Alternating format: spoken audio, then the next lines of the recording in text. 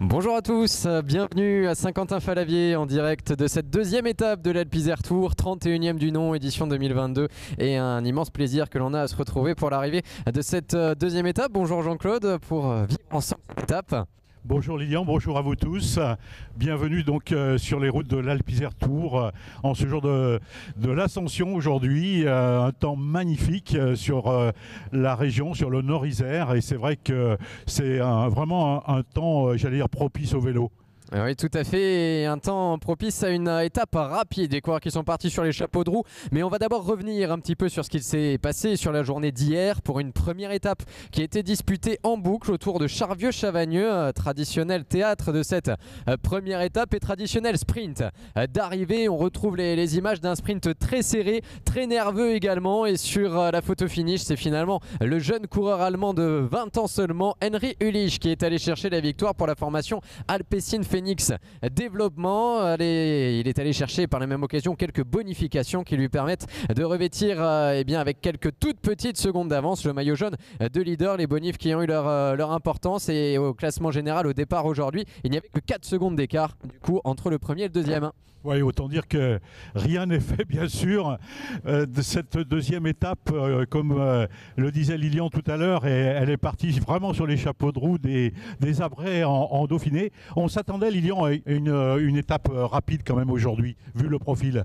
Oui, effectivement, avec un profil qui réserve quelques difficultés. L'occasion là aussi d'aller marquer des bonifications sur les différents sprints intermédiaires pour essayer de grappiller quelques secondes et peut-être d'aller chipper ce maillot jaune au coureur allemand Henry Ulich. Vous retrouvez d'ailleurs à l'image le profil de cette étape avec pas moins de 6 difficultés répertoriées. Alors en 3e et 4e catégorie, on est loin de la montagne que l'on retrouvera ces jours prochains, mais mine de rien déjà un parcours ponctué de plusieurs opportunités finalement d'aller chercher des points. Oui, c'est vrai qu'on va simplement dire que c'est une sorte de préambule, hein. On monte en gamme dans l'Alpe Isère Tour. Hier, c'était une étape à la fois courte et sans grande difficulté. Aujourd'hui, il y a déjà quand même quelques difficultés supplémentaires. Il y en a déjà 6. Et puis, il y a cette fameuse côte de l'Épalu dont le sommet se situe à 21 km de l'arrivée. Ensuite, les coureurs donc auront une descente relativement rapide en direction de la ligne d'arrivée tracée ici à Saint-Quentin-Fallavier, mais ce sommet de l'Épalu peut-être faire la différence. Oui, effectivement, ça peut être une rampe de lancement finalement pour un puncher dans le final, avec justement quelques kilomètres qui pourront être un petit peu sinueux jusqu'à Saint-Quentin-Fallavier. En revanche, la ligne d'arrivée, elle est sur un grand boulevard avec l'opportunité peut-être là aussi d'un sprint. Effectivement, pas de difficulté particulière, pas de nervosité comme ça a pu être le cas hier, avec un final beaucoup plus technique du côté de Charvieux-Chavagneux. L'information en tout cas pour l'instant que l'on peut vous donner, c'est qu'on est sur la moyenne haute de cette étape, et c'est pour cela qu'on va rapidement reprendre le direct en cabine. Juste le temps d'écouter les mots de bienvenue, et c'était tout à l'heure au départ des Abrets. On a peut-être d'ailleurs les images du départ donc qui a été donné fictif depuis les Abrets tout à l'heure, avec tu le disais Jean-Claude, un jour férié aujourd'hui, jeudi de l'Ascension, et beaucoup de monde du coup pour accueillir les coureurs. Oui, tout à fait. C'est un départ, j'allais dire, en plein centre-ville qui a donc drainé une foule importante sur les routes de l'Alpe Isère Tour. Une ambiance plutôt bon enfant ici aux Abrets en Dauphiné. Et c'est vrai que ça faisait plaisir à voir. Je pense que les gens étaient heureux aujourd'hui et notamment de vivre cette journée de fête en notre compagnie. Eh bien, la fête va continuer en direct de Saint-Quentin-Fallavier. On va retrouver les quelques mots de monsieur le maire des Abrets qui nous a donné le départ tout à l'heure, monsieur Gastaldello, qui nous souhaitait la bienvenue effectivement dans sa commune, qui accueillait pour la première fois un départ de l'Alpe Isère Tour. La commune des Abrets en Dauphiné accueillera donc le jeudi 26 mai, un jour férié, jeudi de l'Ascension, une étape de l'Alpe Isère Tour. La commune a souhaité s'inscrire, ainsi que les Vals du Dauphiné, dans cette dynamique sportive avec cette course cycliste locale, réalisée en partenariat bien évidemment avec le Coteny, que je remercie pour avoir retenu la commune pour cette ville départ d'étape. Le cyclisme aux Abrets, c'est un sport qui a toute son importance, notamment avec la plus vieille association locale, la section cycliste abrésienne, qui aujourd'hui est bien faite son 104e ou 105e anniversaire, me semble-t-il, cette année. Un réel ancrage territorial avec le sport roi, si je peux m'exprimer ainsi. Alors les footeux, bien évidemment, pourront nous en vouloir, mais le vélo, c'est le sport où tout le monde peut s'imaginer, tout le monde peut rêver, le sport populaire par excellence. Et aujourd'hui, eh bien, accueillir en tant que maire, accueillir en tant que commune une étape d'une course majeure, eh bien, permet aux habitants de pouvoir participer, au-delà des acteurs sur leur vélo, eh bien, de pouvoir participer à cette fête populaire qui sera sans doute un jour de grand soleil, j'en doute pas, aux Abrets, pour pouvoir fêter tous ensemble le vélo et également le sport en général. Donc on se donne rendez-vous le jeudi 26 mai, ici sur la place centrale de la commune des Abrets en Dauphiné. Cette étape sous les meilleurs auspices, deuxième étape de ce Nord Isère Tour édition 2022, donc rendez-vous tous ensemble aux Abrets le jeudi 26 mai. Eh bien, le rendez-vous a été respecté, en tout cas du côté des Abrets. Monsieur le maire a bien donné le départ et il y avait la foule des grands jours pour accueillir les 119 coureurs qui ont confirmé leur départ tout à l'heure.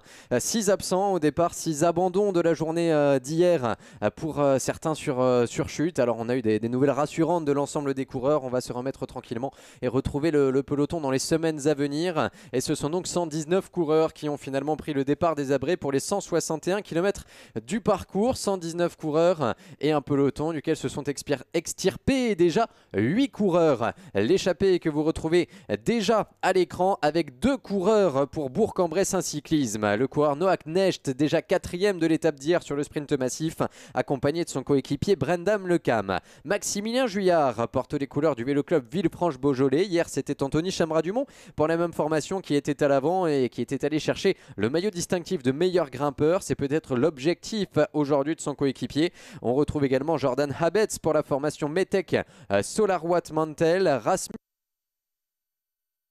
Chespiel Béton. On y retrouve également 2 coureurs de la sélection Auvergne-Rhône-Alpes avec les couleurs de la région Auvergne-Rhône-Alpes, Arthur Meyer et Benjamin Bucheté, 2 coureurs qui évoluent tout au long de l'année dans les rangs de l'équipe de National 2 du GMC 38 et Bins Formation et qui, eh bien, pour l'occasion, revêtent ce maillot de la région Auvergne-Rhône-Alpes. On retrouve également à l'avant Blake Quick avec un maillot distinctif, celui du meilleur jeune qu'il a emprunté le temps de la journée au leader Henry Ulich qui cumulait hier les maillots sur le podium. Blake Quick porte ce maillot pour cette étape pour la Trinity Racing. Edo Goldstein pour la formation Israel Cycling Academy complète la composition de cette échappée. 8 coureurs qui avaient au dernier pointage donc 2 minutes d'avance sur le peloton qui ne laisse pas filer à moins de 60 km de l'arrivée. On le disait, Jean-Claude, on est sur la moyenne haute pour l'instant par rapport aux horaires prévisionnels. Oui, tout à fait, effectivement, sur l'horaire établi, donc à 44 km/h de moyenne. C'est vrai qu'on est sur de très très belles routes, les routes larges, avec un beau revêtement. C'est vrai que ce sont des routes, j'allais dire, un peu vallonnées. Vous parlez aussi de la météo, est important, parce que la météo a un rôle significatif sur les courses cyclistes. C'est vrai qu'il fait très très beau aujourd'hui, un temps relativement chaud d'ailleurs. Je n'ai pas les températures, les degrés de température précis, mais c'est vrai que ça doit avoisiner à mon avis les 26-28 degrés. Et un petit vent sympathique, un vent qui souffle du sud en direction donc de la ligne d'arrivée. C'est vrai que les coureurs auront donc vent dans le dos dans les derniers hectomètres de cette étape. Ça peut avoir son importance, hein, ce vent, effectivement. En tout cas, donc en tête de course, on semble parfaitement bien s'entendre. Les relais tombent de façon régulière. Ils sont 8 en tête, hein, c'est bien cela. Toujours donc cette échappée, on va dire, matinale, avec une avance qui semble quand même diminuer au fil des kilomètres. Nous ne sommes plus qu'à 57 km 500 maintenant de la ligne d'arrivée ici à Saint-Quentin-Fallavier. Et l'avance n'est plus que de 1 minute et 36 secondes. C'est-à-dire qu'on a peut-être la possibilité possibilité d'assister ici à une arrivée au sprint, pourquoi pas.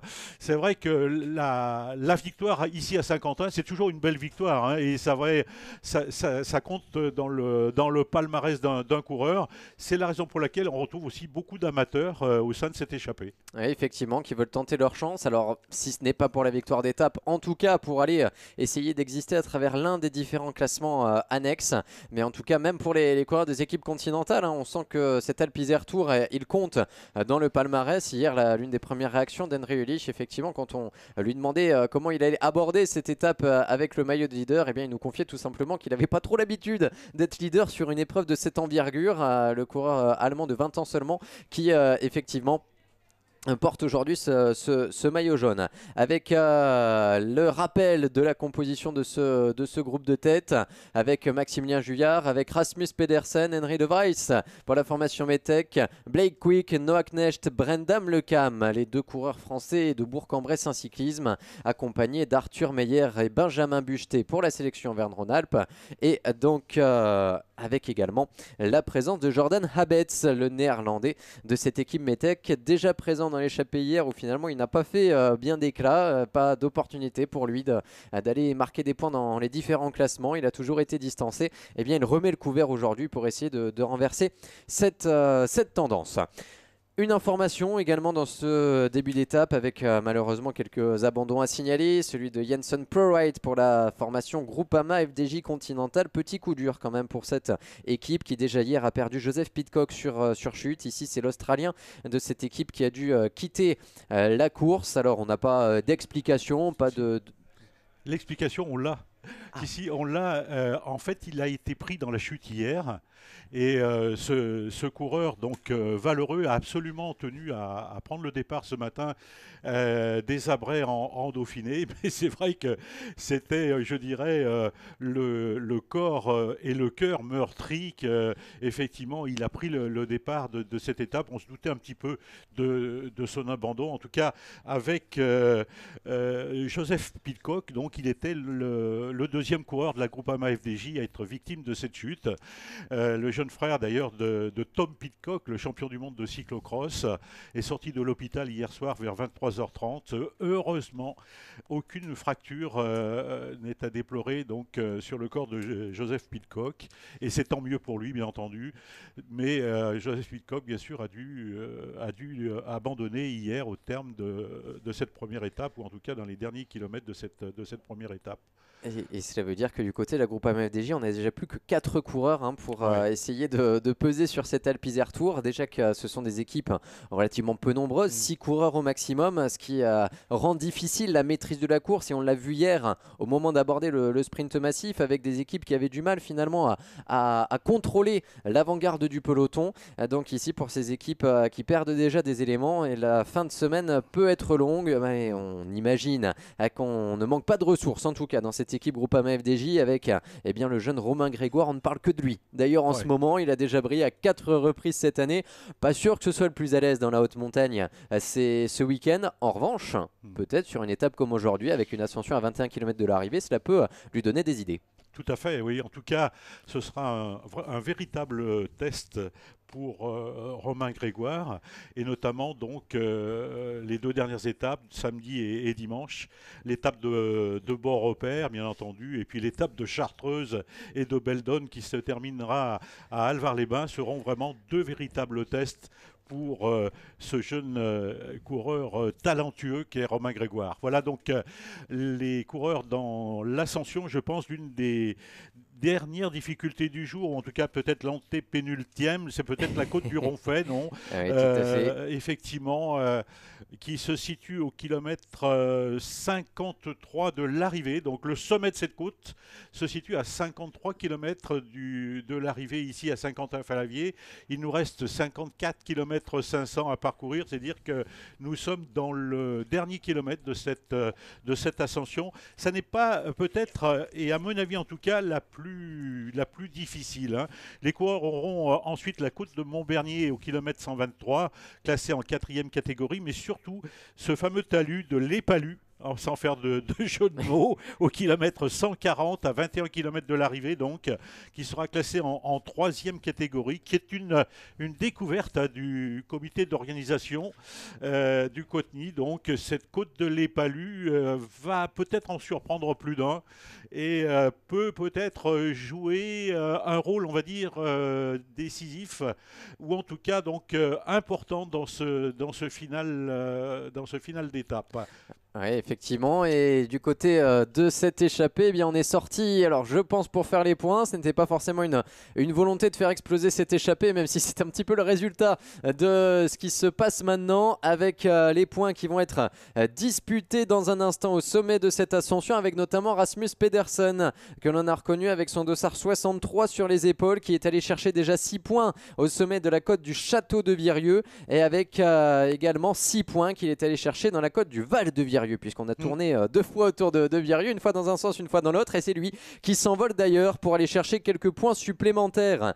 Encore ascension de 3e catégorie, ce sera donc encore 6 points dans la musette pour Rasmus Pedersen. Ce sera ensuite donc 4 points pour le deuxième à passer au sommet ici, en la personne effectivement de Maximilien Juillard pour le Vélo Club Villefranche-Beaujolais. Noah Knecht, je crois, prend la 3e position avec donc 2 points à aller chercher dans ce classement. Le coureur de Bourg-en-Bresse, un cyclisme, c'est bien lui qui prend les points restants au sommet de cette ascension de 3e catégorie, la côte du Ronfet. Il reste 2 ascensions répertoriées effectivement pour essayer de renverser ce classement. Un classement qui était au départ de cette étape dominé par Anthony Chamra-Dumont, récent vainqueur sur une étape du Tour de la Vallée Montluçonnaise, qui était rentré dans le top 10 d'un championnat de France de cyclocross. C'était il y a 1 an et demi, au début de la saison 2021, et que l'on avait retrouvé hier à l'avant. Donc ici c'est son coéquipier qui essaie de défendre ce maillot, mais Rasmus Pedersen qui a l'air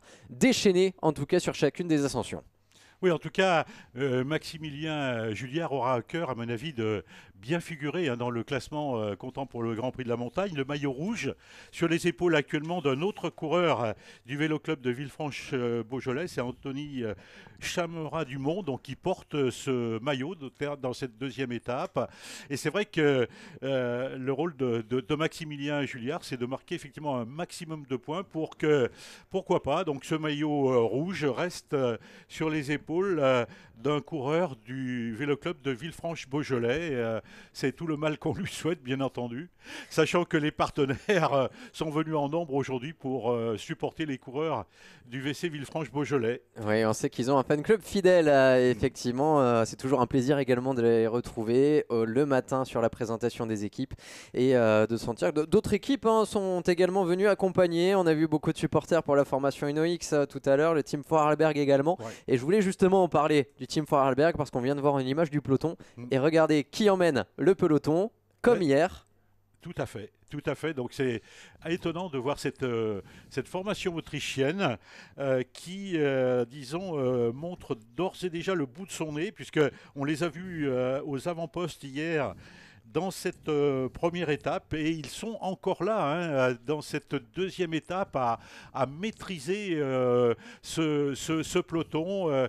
Je n'ai pas l'écart là actuellement, nous n'avons pas l'écart, Lilian et moi d'ailleurs, entre les hommes de tête et le peloton, mais en tout cas ce Team Vorarlberg vraiment fait merveille. Il faut rappeler donc que là-dedans il y a des garçons qui peuvent absolument prétendre à la victoire finale dimanche.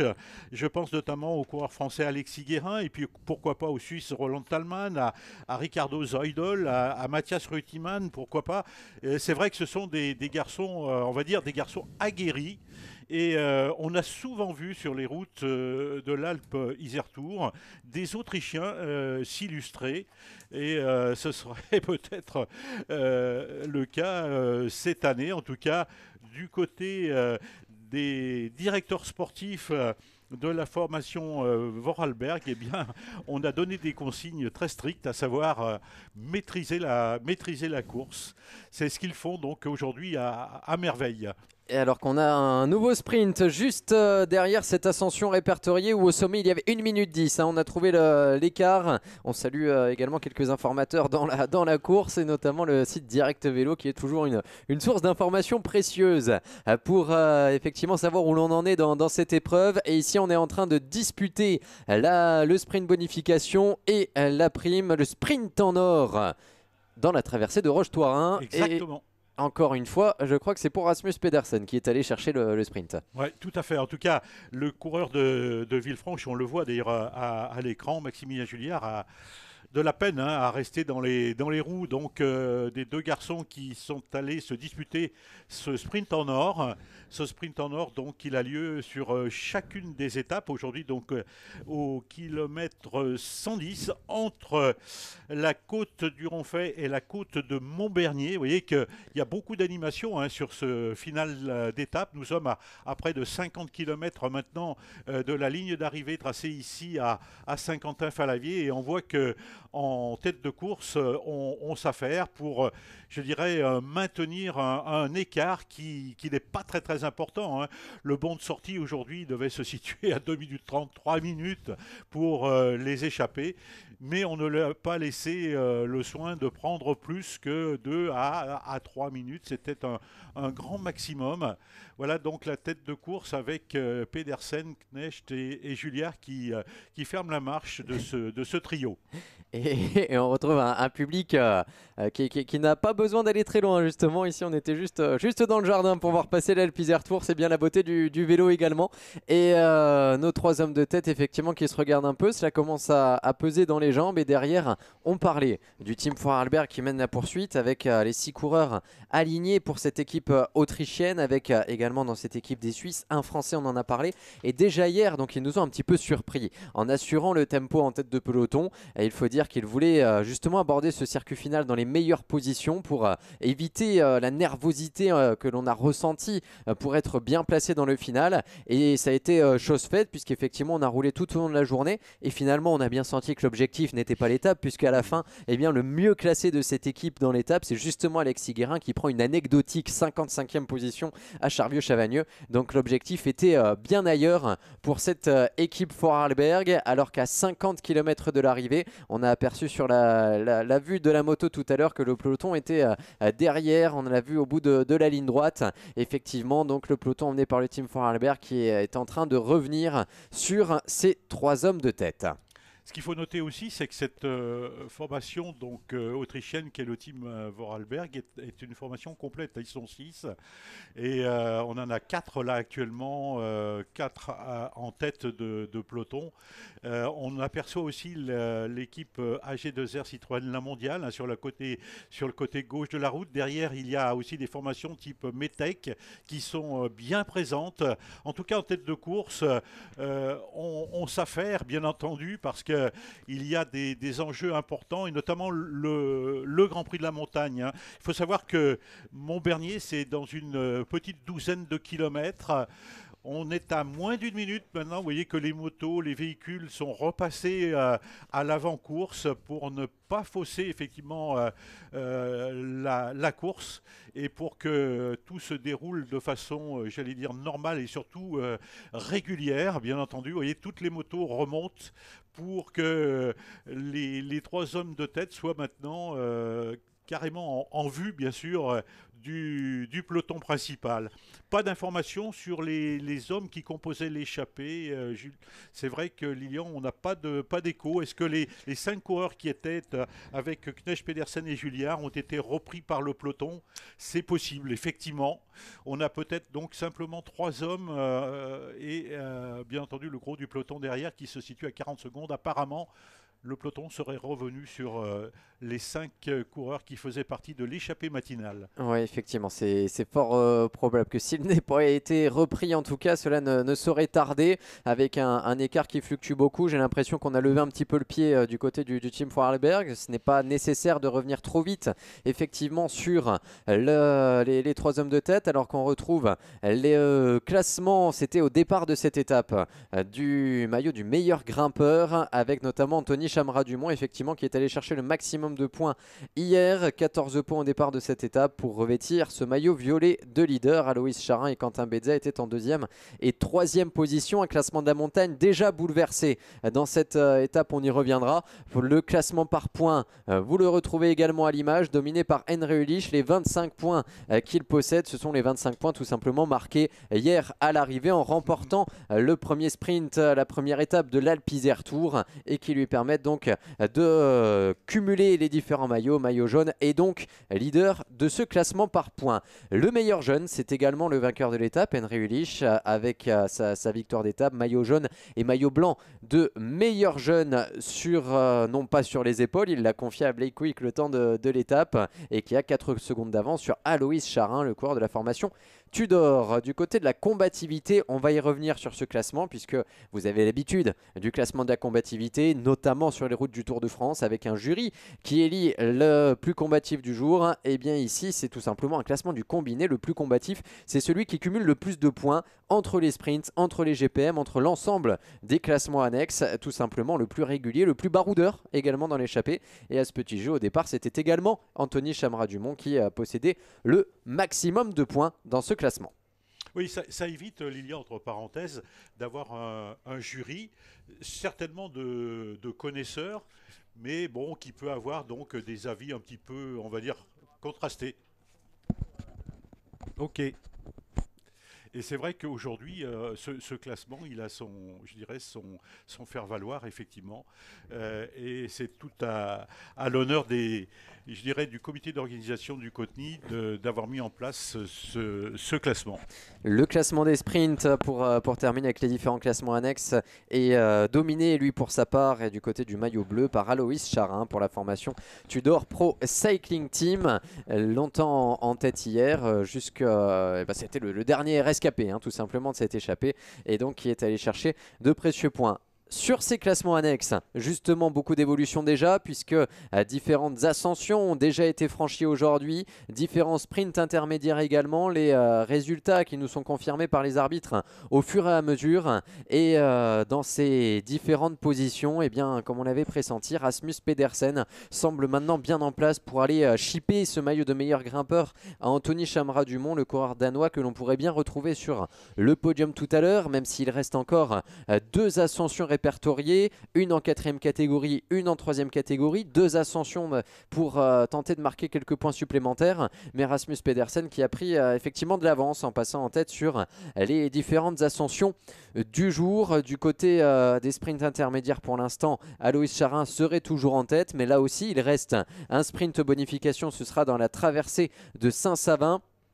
Et du côté de la combativité, eh bien, du coup, on attendra ces différents classements pour pouvoir confirmer le leader qui nous rejoindra ce soir sur le podium. À 45 km de l'arrivée, en tout cas, on est sur une portion descendante pour Maximilien Juillard, pour Rasmus Pedersen et pour Noah Knecht, 2 coureurs amateurs d'équipe de National 1 française, le Vélo Club Villefranche-Beaujolais et le Bourg-en-Bresse un cyclisme, et Rasmus Pedersen. Donc pour compléter cette équipe, le coureur danois de la formation BHS PL Beton Bornholm, alors que les coureurs sont dans la descente qui va les ramener jusqu'à Ruy-Monceau. Ruy-Monceau qui accueillera samedi prochain, Jean-Claude, le départ de la Classique des Alpes Juniors, une autre organisation du Cotni. Exactement, et les coureurs juniors empruntent donc cette montée-là, donc c'est le départ fictif de cette Classique des Alpes Juniors.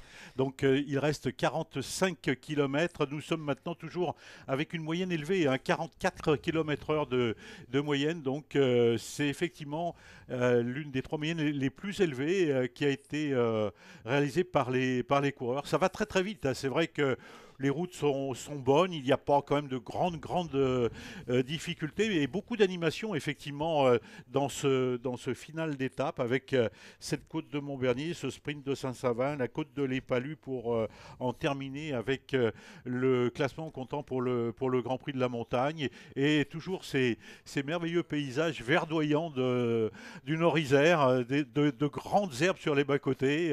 C'est vrai que les gens qui sont victimes d'allergies sont peut-être pas très favorisés, mais ça fait plaisir à voir parce que la sécheresse ne semble pas encore avoir gagné les routes du Nord-Isère. Allez, 44 km de l'arrivée, on n'a pas l'air bien allergique pour nos 3 hommes de tête qui continuent sur ce même rythme, sur cette portion descendante qui va les ramener jusqu'au pied de la côte de Montbernier, classée en 4e catégorie. Ce sera une ascension relativement courte avant de plonger sur Saint-Savin et de tourner un petit peu autour de Bourgoin-Jallieu. Bourgoin qui accueille également régulièrement l'Alpe Isère Tour, un siège également, soulignons-le, du comité Auvergne-Rhône-Alpes de cyclisme et que l'on va contourner aujourd'hui pour aller chercher de l'autre côté de l'agglomération la commune de Domarin et cette nouveauté qui sera effectivement la côte de l'Épalu, dernier juge de paix finalement de la journée. Voilà, et nous sommes passés aussi, puisqu'on parle de sièges sociaux, nous ne sommes passés pas très loin donc de Sainte-Blandine, où se trouve le siège du comité d'organisation du Tour Nord-Isère. C'est ainsi donc s'appelle l'association qui a été créée il y a aujourd'hui 32 ans et qui est à Sainte-Blandine, tout près de la Tour du Pin, sous-préfecture de l'Isère, comme Vienne, bien entendu. Donc la Tour du Pin qui a accueilli aussi les routes de l'Alpe Isère Tour il y a quelques années. Nous en sommes d'ores et déjà à la 31e édition.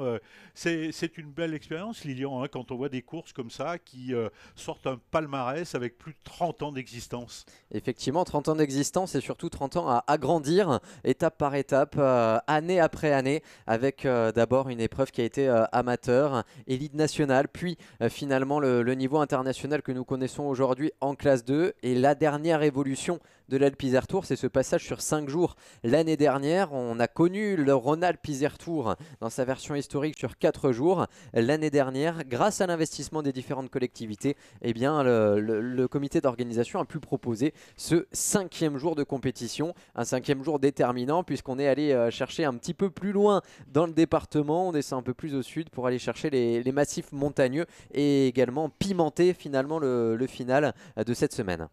Tout à fait. Et en tout cas, quand on regarde ce palmarès et les coureurs donc, qui y ont participé, on retrouve des Thibaut Pinot, des Romain Bardet et un peu plus loin, bien sûr, Alexandre Vinokourov, Christophe Moreau notamment, ont illustré et se sont montrés sur les routes de l'Alpe Isère Tour. Ça prouve, je dirais, toute la qualité du plateau qui est offerte aujourd'hui aux spectateurs et la raison pour laquelle nous avons 84 coureurs professionnels au départ de la 31e édition. Et je crois que ça, c'est vraiment gage de succès et puis surtout gage de sérieux pour les coureurs amateurs qui essayent de damer le pion aux professionnels. C'est pour eux un très très beau challenge. C'est une belle idée qu'offrent Lilian les courses classées en 2.2 au niveau de l'Union cycliste internationale. Oui, effectivement, parce que ça permet justement ce mixte entre les coureurs amateurs, les coureurs semi-professionnel, le terme n'est pas exact, mais vous le comprendrez, entre finalement ces formations World Tour et les équipes amateurs. Et d'ailleurs, on accueille sur l'Alpe Isère Tour de nombreuses équipes continentales qui ne sont autres que les réserves des équipes World Tour. C'est le cas pour la Jumbo-Visma, pour la Team DSM, la formation Alpecin Phoenix a aligné également une équipe développement, une équipe relève. La formation Alpecin, vous la retrouvez régulièrement invitée sur les grands tours maintenant.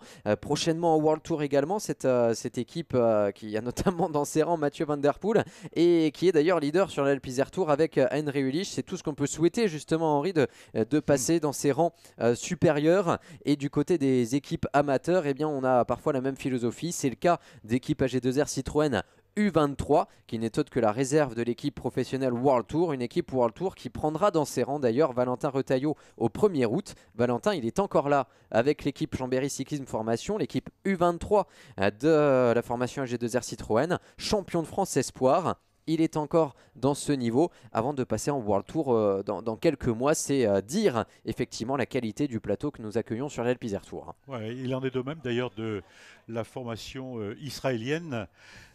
Israël Cycling Academy aussi, c'est je dirais une équipe réserve de l'équipe Pro Tour et c'est effectivement donc des garçons qu'on retrouvera bien sûr dans ces formations Pro Tour au fil des années, sachant que l'équipe, je dirais, qui fait un peu office d'épouvantail, j'allais dire aujourd'hui comme hier et peut-être demain, c'est pour moi l'équipe B&B Hotel KTM, avec des garçons vraiment talentueux et expérimentés surtout. Je pense notamment à un Cyril Gauthier qui a participé à 10 Tours de France, qui les a d'ailleurs terminés, notamment à des garçons comme Pierre Rolland, qui est le leader incontesté de cette formation B&B Hotel.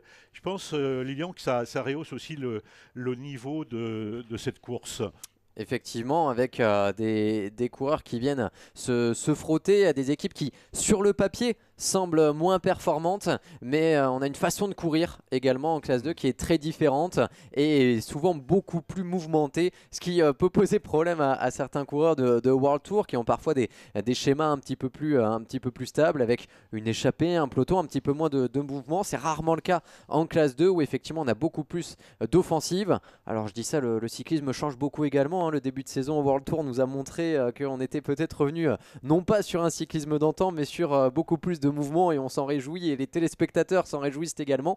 Mais c'est vrai que du côté des classes 2 comme l'Alpe Isère Tour, ça a souvent été des courses de mouvement. Ça va l'être également dans le final de cette étape, et ça l'est dans cette ascension de la côte de Montbernier, classée 4e catégorie et qui aborde en tête donc Noah Knecht pour la formation Bourg-en-Bresse cyclisme, Rasmus Pedersen pour la formation PHS Béton, et donc Maximilien Juillard pour le Vélo Club Villefranche-Beaujolais. Bouche grande ouverte pour Rasmus Pedersen pour essayer d'aller chercher les quelques points au sommet. Ce sera, je pense, les derniers de la journée pour cette échappée qui commence à sentir le souffle du peloton derrière. Oui, nous sommes donc dans cette ascension de Montbernier, dont le sommet est situé à 38 km 300 de la ligne d'arrivée. Vous avez le panneau ici qui doit indiquer le dernier kilomètre de cette ascension. Donc, c'est l'avant-dernière ascension, hein, la 5e et avant-dernière ascension de la journée. Et derrière, donc, le peloton qui tient toute la largeur de la route et qui, bien sûr, a toujours en point de mire ces trois hommes de tête échappés depuis de très nombreux kilomètres. C'est vrai que cette répétition de côtes, même s'ils ne sont pas bien entendu de très grands cols, mais cette répétition est assez usante, hein, notamment quand on est comme ça en tête, on est en prise, comme on dit en termes cyclistes, depuis de très nombreux kilomètres, et là on s'aperçoit qu'il y a des coureurs derrière qui souffrent. Oui, et encore des coureurs intercalés, hein, c'est l'une des informations qu'on a eu également. Alors pour expliquer également aux personnes sur la ligne et aux téléspectateurs, on a deux motos qui nous permettent d'avoir les différentes images. Donc cela ne nous permet pas de couvrir l'ensemble des groupes, mais les groupes que vous retrouvez ici donc à l'image est également, je crois, donc un groupe d'intercalés. Voilà, c'est le reste de l'échappée qui était avec les trois hommes de tête tout à l'heure. Cela formait un groupe de 8 ou 9 coureurs, et effectivement on a toujours ces coureurs qui sont intercalés avec un peu plus d'une minute de retard. Le peloton est annoncé avec 1 minute 40, et ici le petit check entre les hommes de tête. Voilà, on s'est bien partagé les points. Rasmus Pedersen qui fait le check, alors lui il a le bon rôle, il a raflé tous les points, mais effectivement on est fair play du côté des coureurs qui l'accompagnaient, puisque effectivement je crois qu'on a passé la ligne du sommet et que ce sont encore quelques points, 4 points dans la musette finalement de Rasmus Pedersen, maintenant quasiment assuré d'aller chercher le maillot violet de meilleur grimpeur. Voilà, ils sont bien 6 effectivement en contre-attaque. Ces 6 coureurs composaient effectivement l'échappée matinale. Donc la situation effectivement elle est très nette, hein. Un groupe de 3 hommes en tête de course dans cette ascension de Montbernier. Le sommet est tout proche donc pour ces hommes de tête. Un groupe de 6 hommes derrière en contre-attaque, et bien entendu le peloton. Le peloton donc toujours emmené par coureur de la formation Vorarlberg, qui donc est en tête depuis déjà pas mal de temps. Là, c'est une attaque d'un coureur d'AG2R Citroën La Mondiale. Je ne serais pas surpris que ce soit Rotaillot, le coureur qui rejoint effectivement, ou Thomas Delphis peut-être, le rouleur de la formation AG2R Citroën La Mondiale. l'ex-champion de France du contre-la-montre espoir. C'est un très très beau rouleur qui semble en forme. Voilà donc Montbernier, le petit hameau de Montbernier que les coureurs viennent de franchir. Lilian, tu nous précises donc un petit peu le palmarès de Thomas Delphis qui vient de sortir du peloton. Ouais, dans une phase de course un petit peu surprenante finalement, on ne s'attendait pas à une offensive à cet endroit-là pour Thomas Delphis effectivement qui était allé chercher un titre de champion de France chez les espoirs en contre-la-montre sur les routes de Grès dans le département de la Haute-Saône. C'était à la fin de l'année 2020, des championnats de France qui avaient été reportés en fin de saison après eh bien, une saison marquée par la pandémie mondiale que nous avons connue notamment en 2020 et effectivement il avait été champion de France à cette occasion. Il avait terminé 6e d'un chrono des nations chez les espoirs, 11e de l'étoile d'or en 2021, manche de coupe des nations chez les espoirs et le voilà maintenant intercalé alors que peut-être qu'on s'endormait un petit peu dans ce peloton. L'équipe AG2R Citroën U23 a voulu remettre le paquet et peut-être dynamiter un petit peu l'épreuve au moment d'entrer dans les 40 derniers kilomètres parce qu'effectivement il n'y avait plus de points à prendre, hein. Tout avait été raflé par les hommes de tête et un groupe de poursuivants également, hein, qui est toujours présent intercalé. Donc pour Thomas Delphis pas de points mais effectivement la volonté de secouer un petit peu ce peloton et de déstabiliser l'ordre établi pour l'instant par le team Vorarlberg qui menait son train à la poursuite des hommes de tête. Oui, alors, ce qui est certain, c'est que Thomas Delphis est avant tout un rouleur. Et effectivement, là, il va faire montre de ses capacités. Et je pense qu'il a dû bénéficier d'un bon de sortie de la part de son directeur sportif. Et c'est vrai que Thomas Delphis, donc, effectivement, une belle carte à jouer dans ce final. Il reste 37 km, une dernière difficulté avant de rejoindre l'arrivée ici à Saint-Quentin-Fallavier, mais une fois le sommet donc franchi, c'est-à-dire le sommet de la côte de l'Épalu, je rappelle qu'il restera 21 km pratiquement de descente, c'est-à-dire que les 15 km là vont être peut-être prépondérants, les 15 km à venir, pour ce final d'étape, toujours emmené ici par les coureurs autrichiens du team Vorarlberg. Ça, c'est une information importante. On l'a constaté hier. Les coureurs autrichiens, effectivement, sont là pour contrôler cette course. C'est-à-dire qu'ils ont de grosses ambitions pour la fin de la semaine. Et il faut se rappeler qu'en fin de semaine, on va visiter donc 3 massifs des Alpes, à savoir le Vercors samedi, la Chartreuse et Beldon dimanche. Et là, ça sera une autre course, Lilian. Je crois que la course va changer dès samedi entre Saint-Maurice-l'Exil, départ de cette avant-dernière étape et beau repère d'Isère, qui sera l'arrivée de la 4e et avant-dernière étape. Oui, effectivement, on va d'ailleurs saluer encore une fois l'ensemble des villes étapes qui accueillent l'Alpe Isère Tour. Hier du côté de Charvieux-Chavagneux, aujourd'hui entre les Abrets en Dauphiné et Saint-Quentin-Fallavier qui attend les coureurs d'ici 36 km. Demain, rendez-vous au départ, un départ un petit peu spécial. On prendra l'avion à Saint-Exupéry pour présenter l'ensemble des équipes au départ de l'aéroport. Une arrivée qui sera jugée à Toussieux pour une étape 100% communauté de communes de l'Est lyonnais. Samedi, rendez-vous pour le départ à Saint-Maurice-l'Exil et on ira chercher la commune de Beaurepaire pour l'arrivée. Dimanche, enfin, l'étape reine de l'Alpe Isère Tour au départ des Échelles, au départ d'Entre-deux-Guiers qui accueillera l'Alpe Isère Tour pour sa 5e étape en direction d'Alvar-les-Bains, 133 km à travers la montagne pour finalement ficeler les différents classements de l'Alpe Isère Tour édition 2022, 35 km de l'arrivée. Thomas Delphis que l'on a aperçu à l'écran est toujours intercalé. On aborde ici la partie descendante un petit peu technique qui va ramener les coureurs du côté de Saint-Savin où va être disputé également un sprint intermédiaire, sprint bonification, et on rappelle que le vainqueur de l'étape d'hier, André Ulich, n'a que 4 secondes d'avance sur le deuxième. Et donc des bonifications qui pourraient permettre peut-être à l'un des coureurs ici d'aller rafler le maillot jaune tout à l'heure. Il y aura également 10 secondes de bonification sur la ligne à Saint-Quentin-Fallavier. Mais effectivement, ce sont des comptes de secondes pour les maillots de leader, en tout cas depuis hier. Voilà, tout à fait, oui. Très très belle descente là sur Saint-Savin, donc qui, comme Bourgoin-Jallieu, est un des fiefs du rugby. On parle beaucoup du rugby bergalien et à Saint-Savin, donc on a aussi un fief du rugby et en même temps des courses automobiles. C'est vrai que cette côte prise à l'envers, bien entendu, elle est réservée très souvent donc à des courses automobiles. Vous voyez que on parle souvent sport dans la région et dans le Nord Isère. On est parti des Abrets en Dauphiné tout à l'heure.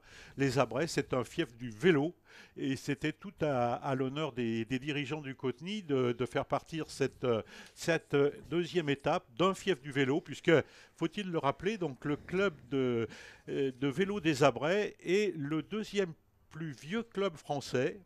Le plus ancien, c'est celui de Rouen, le Vélo Club de Rouen, en Normandie, bien entendu. Et derrière cette création du Vélo Club de Rouen, eh bien, on a eu aux Abrets donc un club cycliste qui a été créé à la fin du 19e siècle, bien avant l'Union cycliste de Grenoble et le Vélo Club de Voiron, des clubs qui sont centenaires eux aussi. Mais c'est vrai que les Abrets est un très très vieux club. C'était un fief du cyclocross dans les années 50-60, les Abrets en Dauphiné. Et c'est resté donc une belle structure avec notamment une école de cyclisme que nous avons aperçue donc tout à l'heure. Voilà, donc Tom Ladefis, il se fait mal, là, il donne tout, hein, à mon avis, Lilian. Hein. C'est vrai que c'est dur, hein. Donc tout seul dans le vent. C'est un challenge difficile à mon avis. Oui, effectivement, mais il est arrivé en bas de cette descente et tout de suite la relance a été immédiate. On aperçoit le peloton qui vire également derrière et je pense que ce qui va nous intéresser maintenant, c'est ce fameux sprint dans la traversée de Saint-Savin entre les trois hommes de tête, parce que au-delà des points à aller chercher pour le classement des sprints, c'est les bonifications qui sont intéressantes. Sur les deux premiers sprints intermédiaires disputés depuis le début de la journée, eh bien Rasmus Pedersen est allé chercher la première place. Ça veut dire 3 secondes et 3 secondes à chaque fois de bonification, 6 secondes donc de raflée. Cela veut dire que l'on revient à seulement 4 secondes de l'homme de tête, puisque effectivement Rasmus Pedersen était à 10 secondes au classement général d'hier. Après cette première étape, donc l'opportunité lui est donnée de se rapprocher du maillot jaune. C'est bien vu, Lilian, hein. C'est une très très belle information donnée, effectivement. Donc, il y a 3 secondes au premier, 2 secondes au deuxième et 1 seconde au troisième dans ces sprints bonification intermédiaire. Là, les 3 de tête ont, à mon avis, toute chance de pouvoir se disputer donc l'intégralité de ces bonifications. Et c'est vrai que Rasmus Pedersen, 32e au classement général, mais à seulement 10 petites secondes, va faire un rapproché particulièrement intéressant au général s'il reste dans ses positions, bien entendu. Hein.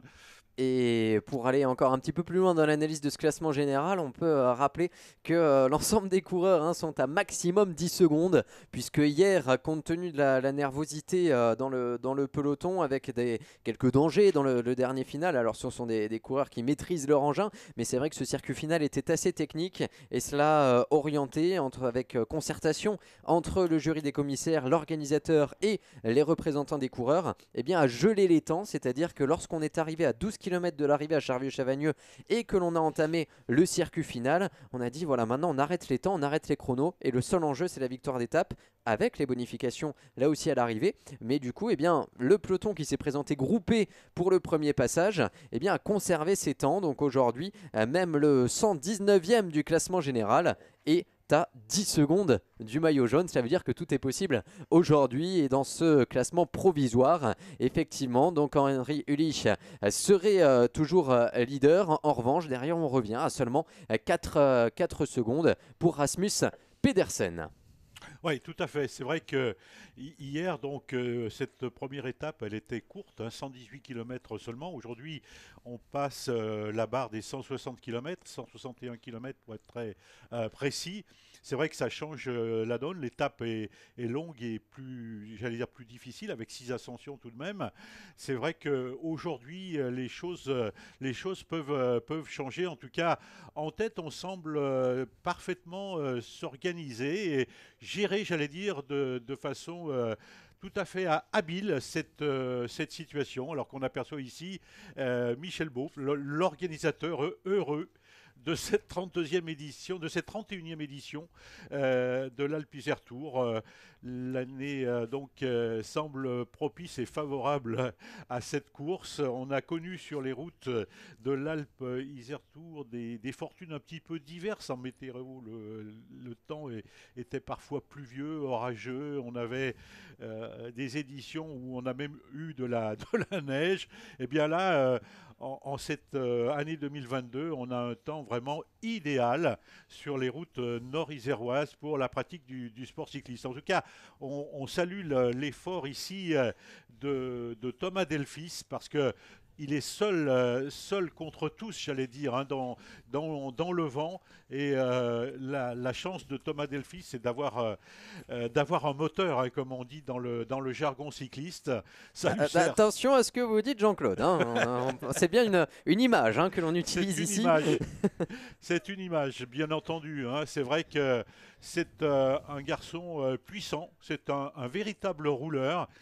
Il a disputé de très nombreux championnats contre la montre et il a toujours figuré d'ailleurs sur le podium. La première année, je crois, chez les juniors, il terminait quatrième, mais par la suite, il a toujours été sur un podium de championnat de France. C'est dire le talent et la classe de ce jeune coureur qui porte les couleurs d'AG2R Citroën, la mondiale, Team U23 Chambéry Cyclisme Formation.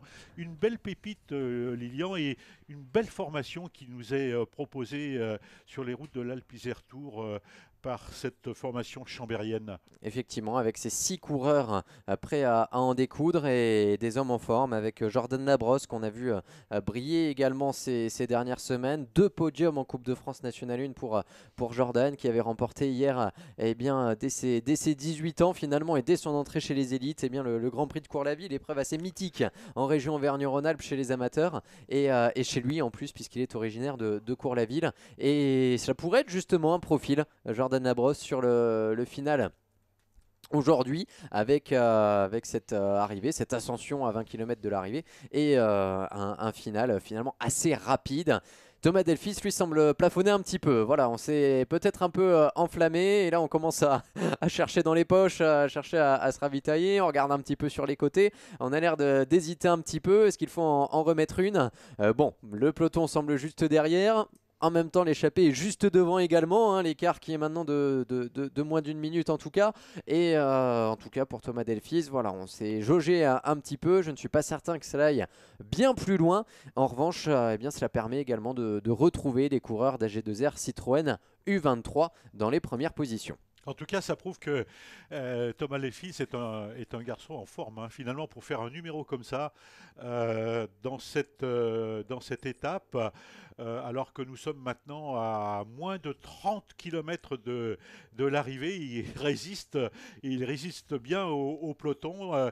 Vous le voyez actuellement à l'image, même si la caméra écrase un petit peu, donc la distance séparant Thomas Delphis du peloton. C'est vrai que c'est un effort solitaire particulièrement courageux, donc nous propose le jeune sociétaire de la formation AG2R Citroën, la mondiale, Team U23 Chambéry Cyclisme Formation. Un petit coup d'œil sur les différents classements annexes justement, puisque à l'issue des différentes ascensions, alors il en reste une encore, mais Rasmus Pedersen est assuré maintenant s'il rallie l'arrivée. C'est encore une règle et ce qu'on lui souhaite bien sûr, à moins d'un ennui dans les derniers kilomètres. Rasmus Pedersen qui devrait bien endosser le maillot violet de leader de meilleur grimpeur. Il a 26 points dans ce classement déjà. Anthony Chamra-Dumont, présent dans l'échappée hier, n'en a que 14. Donc Rasmus Pedersen qui est donc maintenant assuré d'aller chercher ce maillot distinctif sur le podium tout à l'heure. Du côté des sprints, on attend la confirmation pour le passage notamment à Saint-Savin, en tout cas sur les sprints disputés auparavant. Le sprint en or notamment disputé dans la traversée de Roche-Thouarin a été là aussi remporté par Rasmus Pedersen, le coureur danois, qui a finalement raflé l'ensemble des points aujourd'hui sur les sprints et sur les Grands Prix de la Montagne, de quoi peut-être lui ouvrir la voie également d'un autre maillot distinctif, celui de la combativité, dans lequel il semble creuser maintenant sur ses concurrents directs. Rasmus Pedersen qui porte le dossard 63 et les couleurs donc de la formation BHS PL Béton Bornholm, donc formation où figure donc Émile Toudal, un garçon que l'on a déjà vu sur les routes de l'Alpe Isère Tour. Émile Toudal donc qui en est ni plus ni moins que le leader. Et ce coureur, donc, lui aussi peut bien entendu briller sur les dernières étapes. En tout cas, on attend beaucoup d'Émile Toudal, donc vainqueur l'année dernière déjà d'étapes sur les routes de l'Alpe Isère Tour, vainqueur notamment du classement général de la combativité en 2021. C'est dire tout le talent de ce garçon, de ce coureur danois, qui est là aussi pour aller chercher la gagne. En tout cas, donc, toujours en chasse-patate, Thomas Delphi. C'est vrai que c'est une situation, mon cher Lilian, qui est des plus inconfortables. Oui, je pense alors je ne sais pas si on avait bien l'écart au moment où Thomas Delphis a lancé son offensive. Alors on a deux ardoisiers, voire trois, qui informent les coureurs sur le parcours pour donner un maximum d'informations. Mais Thomas Delphis, peut-être qu'au moment où il a lancé son offensive, il ne pensait pas que l'écart était encore si important avec les trois hommes de tête. Et on le voit hésiter, on n'ose pas encore tout donner du côté du coureur d'AG2R Citroën U23. Alors que ici, les écarts semblent vraiment très très faibles puisque ce rond-point vient d'être franchi par les hommes de tête. Et on est déjà là du côté du peloton à 26 km de l'arrivée. Et alors une anecdote quand même sur Rasmus Pedersen, parce que ce coureur semble bien parti pour aller rafler deux maillots ce soir sur le podium protocolaire, le maillot de meilleur grimpeur et le maillot de la combativité. Et bien c'est loin d'être celui qui a le plus beau palmarès. Alors on cherche beaucoup d'informations sur les coureurs. Et bien ce coureur danois, ce qu'on a trouvé de mieux à son sujet, c'est une place de 10e sur une épreuve de classe 2. C'était le Grand Prix Rinke-Rike. Et bien finalement, comme quoi c'est pas parce qu'on a un palmarès à rallonge qu'on est à l'avant. Ici c'est plutôt l'inverse, puisque Rasmus Pedersen aimerait certainement écrire une ligne de plus à son palmarès sur l'Alpe Isère Tour. Il le fera peut-être à travers un maillot distinctif. Ce sera le cas en tout cas ce soir à l'issue de cette étape pour le classement du meilleur grimpeur, et très vraisemblablement également du côté du classement de la combativité, alors que on a également la confirmation du sprint qui a été disputé il y a quelques instants dans la traversée de Saint-Savin, avec Rasmus Pedersen qui a priori a encore pris les 4 points. Et les 3 secondes de bonification, certainement. Donc c'est vrai que le coureur danois, même s'il n'a pas un très très gros palmarès, effectivement aujourd'hui il montre le bout de son nez. C'est l'intérêt aussi de ces épreuves, de révéler de futurs talents. Effectivement, les épreuves de classe 2, dont certaines sont réservées exclusivement aux espoirs. On pense à la ronde de l'Isard, qui est souvent une référence également chez les catégories moins de 23 ans et qui révèle ces différents talents. Alors que, juste pour rectifier ce que je viens de dire, effectivement, du côté de Saint-Savin, c'est Noah Knecht qui est allé chercher les 4 points et 3 secondes de bonification. Okay. Donc Rasmus Pedersen et Noah Knecht qui vont se rapprocher, là encore une fois, du côté du maillot jaune. Alors que l'on va retrouver donc quelques mots également avec les collectivités qui nous accueillent à l'occasion de cette Alpe Isère Tour, avec notamment le président de la communauté de communes qui nous a accueillis tout à l'heure au départ. Bonjour et bienvenue sur le territoire de la communauté de communes Les Vals du Dauphiné, une communauté de communes qui accueille 64 000 habitants. Persuadée que c'est le territoire de l'Isère le plus approprié, pour moi le plus beau en termes de vallons, de nature, de paysages de l'Isère, mais pas que. Un territoire qui est vraiment adapté à tous les sports de nature. Alors désolé, je vais sûrement en oublier, mais il y a bien entendu le cyclisme, la marche à pied, les randonnées, l'équitation, enfin tout ce qui est sport vraiment de nature. On est vraiment un territoire approprié. Heureuse et fière aussi d'avoir signé pour la première année, donc en 2021, cette convention avec Alpe Isère Tour. Je remercie sincèrement Monsieur Beau d'avoir pris contact avec moi. Une convention que j'ai voulu signer et engager pour 5 années. Alors pourquoi 5 années? Bien entendu pour que ça aille à l'issue du mandat, ce mandat-là, mais aussi une année supplémentaire pour donner de l'importance à cette animation sur le territoire et qu'elle perdure par la suite. Moi, je suis vraiment, alors j'ai toujours été épatée par les cyclistes, mais l'année dernière, si je peux me permettre, je suis encore plus admirative parce que j'ai pu participer à une course au sein, donc dans une voiture, vraiment au sein de la course.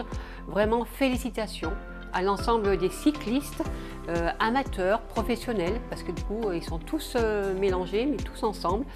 Bien, félicitations aussi aux organisateurs, parce qu'on ne peut pas s'imaginer l'organisation qu'il y a autour en termes de sécurité. Pour moi, le cyclisme est vraiment un sport qui rassemble toute génération. Parce qu'on voit au bord des routes des familles qui sont là, qui attendent. Quand je dis famille, il y a la grand-mère, les parents, les petits-enfants, il y a le pique-nique. Il y a vraiment un sport populaire, gratuit, mais qui met le sourire aux gens, qui rassemble. Et donc, on est très heureux d'accueillir Alpes-Isère Tours sur le territoire des Vallées Dauphiné. Et longue vie à Alpes-Isère Tours et bonne course à chacun. Voilà les mots de la présidente des Vals du Dauphiné, donc Magali Guillot qui nous accueillait effectivement. Pour le départ, rendez-vous maintenant du côté des portes de l'Isère pour l'arrivée de cette étape à Saint-Quentin-Fallavier. On aura également les réactions des différents élus avec monsieur le maire, avec le président de la communauté d'agglomération également tout à l'heure. Pour l'heure, on est à moins de 24 km de l'arrivée et dans la dernière ascension répertoriée du jour avec cette fameuse côte de l'Épalu, une nouveauté sur les routes de l'Alpes-Isère Tours avec une tête de peloton qui se jauge un petit peu. On s'est écarté, on est presque arrêté, on parlait de pourcentage à près de 15% tout à l'heure. Tout à fait, oui. Dans cette côte de l'Épalu, il y a 1,5 km à 15%. C'est vrai que ça va faire très très mal.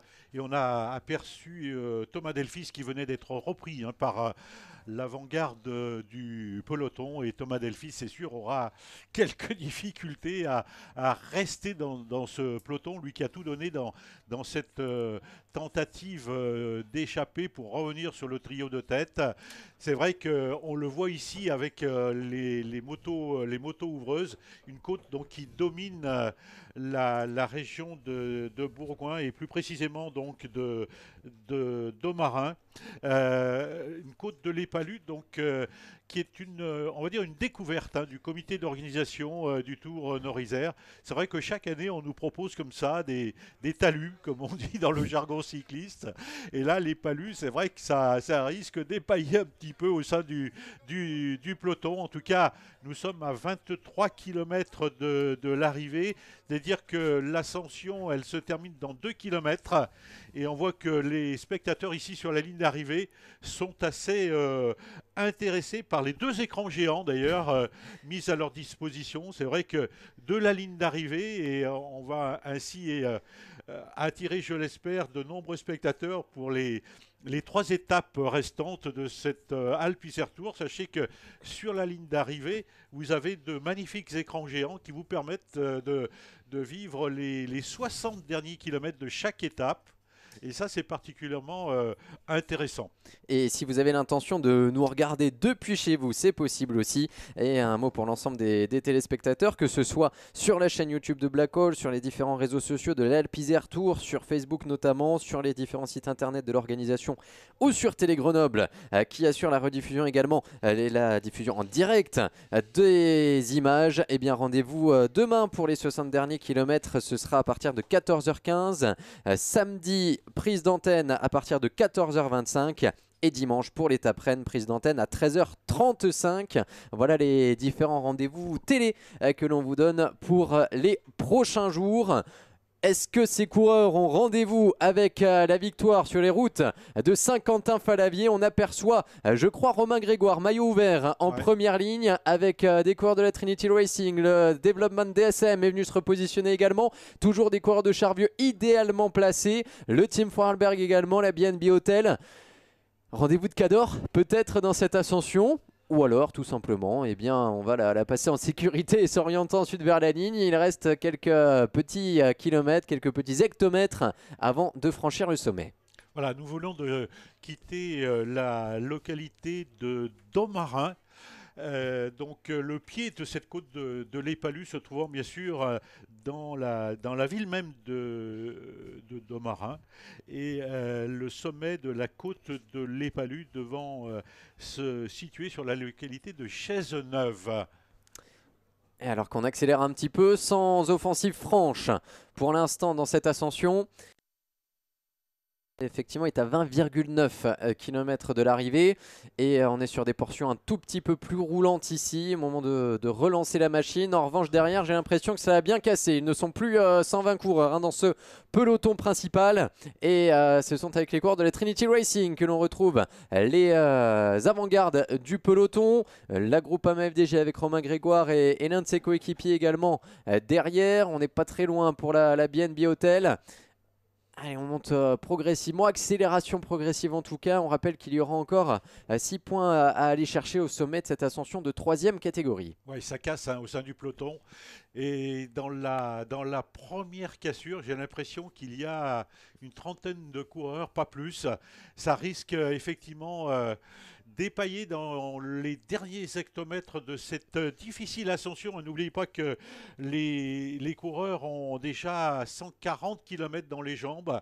C'est dire le poids et l'impact de cette ultime difficulté du jour.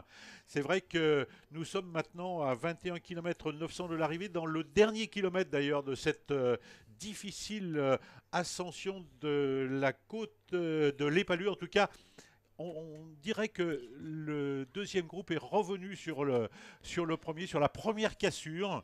Donc le peloton semble s'être regroupé, ce qui montre peut-être que ça ne va peut-être pas très très vite, malgré les attaques incessantes, et notamment celle de Romain Grégoire. Effectivement, à l'instant même, Romain Grégoire qui relance la machine. On savait que s'il voulait s'exprimer, c'était peut-être aujourd'hui ou demain. Ça risque d'être un peu dur pour lui ce week-end. Et ici, il a fait le trou. On y allait dans un premier temps. On s'est rassis finalement derrière à l'avant-garde de ce peloton. Et on va suivre avec la plus grande attention Romain Grégoire, le coureur de la formation Groupama FDJ, déjà victorieux à 4 reprises cette année. C'était sur le Tour du Belvédère en Italie, avec également une autre épreuve italienne disputée ce même week-end. C'était le Grand Prix Palio del Recieto, avec également une victoire sur Liège-Bastogne-Liège Espoir, sur la Flèche Ardennaise. Est-ce qu'il va aller marquer le coup en classe 2 maintenant et sur l'Alpe Isère Tour? Réponse dans une petite demi-heure encore. Il est bien sorti. L'écart est faible, mais en tout cas le coup de pédale lui est assez impressionnant maintenant pour le coureur de la Groupama FDJ Continental, à 21 km 400 de l'arrivée et bientôt au sommet de cette côte. Derrière, il faudra s'organiser là aussi, et avec les différentes cassures, pas certain que tout le monde ait des coéquipiers à faire rouler. En tout cas, au sommet, c'est bien Romain Grégoire qui passe en première position, puisque je crois que pendant qu'on avait les yeux rivés sur ce qui se passait dans le peloton, et bien l'échappée, elle, a été reprise. Donc pour Romain Grégoire, en tout cas, coup de force et coup de chapeau maintenant avec la sortie de Chaiseneuve, et on va voir, je crois que ça ne redescend pas tout de suite d'ailleurs, il va falloir accentuer l'effort. En tout cas, il s'est retourné et il n'y a pas grand monde derrière. Allez, l'écart est pas si important, mais Romain Grégoire ici qui doit relancer tout de suite pour essayer de creuser davantage. Ouais, l'important, Lilian, effectivement, et tu as raison de le souligner, c'est de creuser, c'est de creuser l'écart sans être gêné par des motos, bien entendu, parce que c'est vrai que là, la descente va être extrêmement importante. Une descente technique et rapide après le sommet de cette côte de l'Épalus. Dernière difficulté recensée donc pour cette journée de l'ascension ici sur les routes de l'Alpe Isère Tour. Romain Grégoire, c'est un talent. Tout à l'heure, on parlait de coureurs qui n'avaient peut-être pas beaucoup de palmarès. Lui, il a déjà un long palmarès, une longue histoire dans les courses cyclistes. Un talent, c'est effectivement un véritable talent. Et là, il est en train effectivement de le démontrer, de creuser mètre après mètre. Donc, donc un écart substantiel. C'est vrai que ce jeune garçon, repéré par Marc Madiot pour qu'il puisse rejoindre les rangs de la Groupama FDJ, donc il l'a fait aussi pour des garçons comme Lenny Martinez aussi. Lenny Martinez, c'est un véritable talent de grimpeur. On a un petit peu de regret d'ailleurs de ne pas voir Lenny Martinez sur les routes de l'Alpe Isère Tour, mais il est clair que la Groupama FDJ a des garçons de très très grands talents, avec le 8-12 notamment. C'est vrai que c'est une véritable pépite et il est en train aujourd'hui de le démontrer. Donc l'écart, Lilian, 10 secondes 10 secondes a priori donc au tracker, au GPS. Visuellement, voilà, ça a l'air un petit peu confirmé. On a vu sur une portion un peu plus en ligne droite le peloton au fond. En tout cas, on accentue l'allure. Gros braquet pour Romain. Il faut se dire que ce gaillard, il sort tout juste des rangs juniors, hein. Il a à peine 19 ans et il est allé chercher chez les juniors les titres de champion de France sur la route. Il a été champion d'Europe, vice-champion du monde et il est allé dans la foulée chercher un nouveau titre de champion de France dès son entrée chez les Espoirs. C'était en cyclocross cet hiver et le voilà maintenant dans cette fin d'étape de l'Alpe Isère Tour. J'ai l'impression qu'ils vont quand même être longs ces 20 derniers kilomètres. On le disait, je doute un petit peu de voir des équipes capables de s'organiser dans le peloton, mais néanmoins pour un homme seul ça semble être un final difficile. Regardez, on a basculé depuis quelques kilomètres, mais il faut toujours pédaler pour faire avancer la machine. On n'a vraiment aucun temps de récupération. Il faut envoyer les watts pour Romain Grégoire. Alors ça, il sait faire, mais il va falloir le faire pendant encore 30 minutes d'effort pour allier l'arrivée à Saint-Quentin-Falavier dans 19 km. Ce qui est étonnant quand même, Lilian, c'est de savoir que Romain Grégoire est un garçon, comme on dit dans le jargon cycliste, qui avait la pancarte dans le dos. Hein. Les coureurs le savaient, le Dossard 91, il était à sur dans cette dernière difficulté du jour, dans cette terrible ascension de la côte de l'Épalu. Ça montre le talent du garçon. C'est sûr que c'est un coureur en devenir et ça, je crois qu'aujourd'hui, on l'a bien compris. Quoi qu'il arrive, qu'il soit vainqueur de l'étape ou pas, il aura, à mon avis, Lilian, marqué effectivement de son empreinte cette deuxième étape de l'Alpe Isère Tour. Ah, et regardez, ça continue de monter hein, et cela nous permet justement d'avoir une belle vue depuis l'image de la moto. Mais le peloton n'est vraiment pas très loin derrière. Ils s'aperçoivent. Romain Grégoire qui continue de relancer effectivement. Et joli coup de force de cette équipe Groupama FDJ, puisqu'on a pris l'antenne tout à l'heure en soulignant l'abandon de Jensen Prowright, l'Australien de cette équipe, qui vient se rajouter à l'abandon hier de Joseph Pidcock. Et bien même avec 4 coureurs dans cette équipe, et bien l'occasion de peser, ils la saisissent et cette équipe pèse sur la course justement en tout cas dynamitant le final de l'épreuve à 18 km de l'arrivée. On se souviendra que Romain Grégoire a profité de la côte de l'Épalu pour s'extraire de ce peloton. Est-ce que cela ira jusqu'au bout? Eh bien on a encore quelques minutes pour le voir. En tout cas on ne se rassoit jamais sur chacune des relances, chaque petite ascension, eh bien on donne tout et finalement on ne perd pas de terrain pour Romain Grégoire. Le coup de pédale est toujours aussi intense. Et cela permet au moins de conserver cet écart, si ce n'est de l'agrandir un tout petit peu avant d'aller chercher peut-être une vraie bascule. Il va bien falloir redescendre pour revenir sur la ligne d'arrivée. Oui, tout à fait. Il faut quand même souligner qu'au sein de la formation Groupama FDJ, ils ne sont plus que 3 maintenant, hein, puisque Romain Grégoire est en tête. Donc il y a Finlay Pickering, il y a Laurence Pitty, il y a Ruben Thompson. Est-ce qu'on peut véritablement, Lilian, dire que derrière dans le peloton, on peut, j'allais dire, contrecarrer les tentatives d'échapper avec 3 hommes seulement? Avec 3 hommes, ça va être compliqué, mais on a quand même encore des équipes complètes. Alors, on n'a pas le détail des coureurs qui ont été distancés. On peut imaginer que l'équipe de grimpeurs du Team Vorarlberg est encore au complet dans ce peloton et ce sont beaucoup eux qui ont assuré la poursuite jusqu'à maintenant. Peut-être trop d'ailleurs, peut-être qu'au moment où il faut justement mener la poursuite pour réduire l'écart sur Romain Grégoire, eh bien on éprouve le besoin de respirer un petit peu pour cette équipe avec des Suisses, un Français, des Autrichiens, le Team Vorarlberg. Mais effectivement là on n'aperçoit plus personne, hein, tout simplement derrière. L'écart qui nous est donné est d'environ 12 secondes. Difficile d'avoir un écart précis dans cette cette phase de course. Mais Romain Grégoire qui est bien seul en tête en tout cas. Et regardez sur cette ligne droite, on n'aperçoit toujours pas le peloton tout au fond. Oui, j'ai comme l'impression, Lilian, que l'écart réel est peut-être supérieur à l'écart GPS actuellement. On nous indique effectivement 12 secondes seulement. Ça voudrait dire que Romain Grégoire n'aurait pas creusé effectivement depuis le sommet donc, de la côte de l'Épalus, n'aurait pas creusé un écart substantiel. Et je suis un peu dubitatif, on va dire. Est-ce que l'écart est celui indiqué par le GPS, c'est-à-dire 12 secondes? Est-ce qu'il est supérieur? À mon avis, il serait légèrement supérieur. En tout cas, bel effort de toute façon de ce jeune coureur français, Romain Grégoire, de l'équipe Groupama FDJ, recruté par Marc Madiot. Voilà, et ça montre hein, l'intensité de la descente. On a même perdu Romain Grégoire. Alors on a deux motos qui ont la lourde responsabilité de suivre Romain. On le retrouve ici à l'image. Et effectivement, on n'a pas la vue d'hélico qui nous permet d'avoir une vue d'ensemble. Ça, ce sera pour l'année prochaine. On le signalera au comité d'organisation. Pour l'instant, en tout cas, déjà un immense bravo à la réalisation qui nous permet d'avoir l'ensemble de ces images. Mais eh bien, comme c'est un peu le cas chez les professionnels, des fois on a du mal à suivre les coureurs. Ici on a laissé passer Romain Grégoire pour ne pas le gêner dans cette descente. Et pour l'instant eh bien, il évolue toujours tout seul en tout cas sur une partie beaucoup plus rapide maintenant. Avec quelques petites remontées, on le voit sur le profil. Ce n'est pas descendant jusqu'à Saint-Quentin-Falavier. On perd en altitude mais à chaque fois on a peut-être 200-300 mètres de relance en montée sur lequel il ne faudra pas perdre de terrain pour Romain en tout cas. Mais l'écart lui semble augmenter. Au GPS, on a maintenant 15 secondes.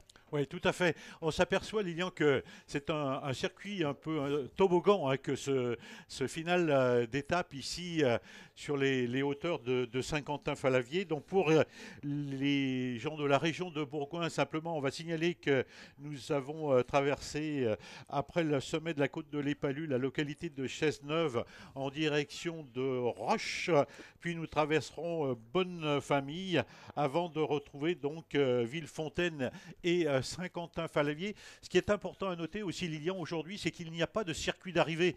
Qu'en fait, on a une magnifique ligne droite de 1 km tracée donc dans les abords de Saint-Quentin-Falavier, mais pas de circuit d'arrivée. C'est dire que ça peut-être aussi avoir son importance, hein, n'est-ce pas, Lilian? Oui, bah, hier en tout cas, on a vu l'importance de ce circuit avec des coureurs qui avaient pu prendre un petit peu leur repère pour aborder le final. C'était nécessaire sur un final très technique également. Finalement, les organisateurs ont été assez bien inspirés de placer ce circuit.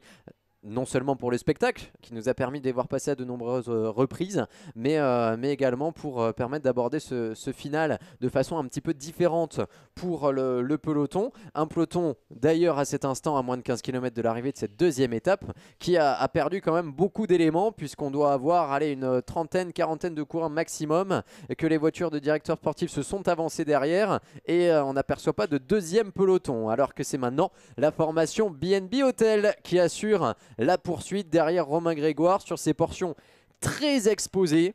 On n'a pas l'information du côté du vent, on essaie de voir un petit peu dans les arbres, pas sûr que ça souffle très fort, mais en tout cas on est très exposé sur ces petits plateaux pour Romain Grégoire et pour le peloton derrière.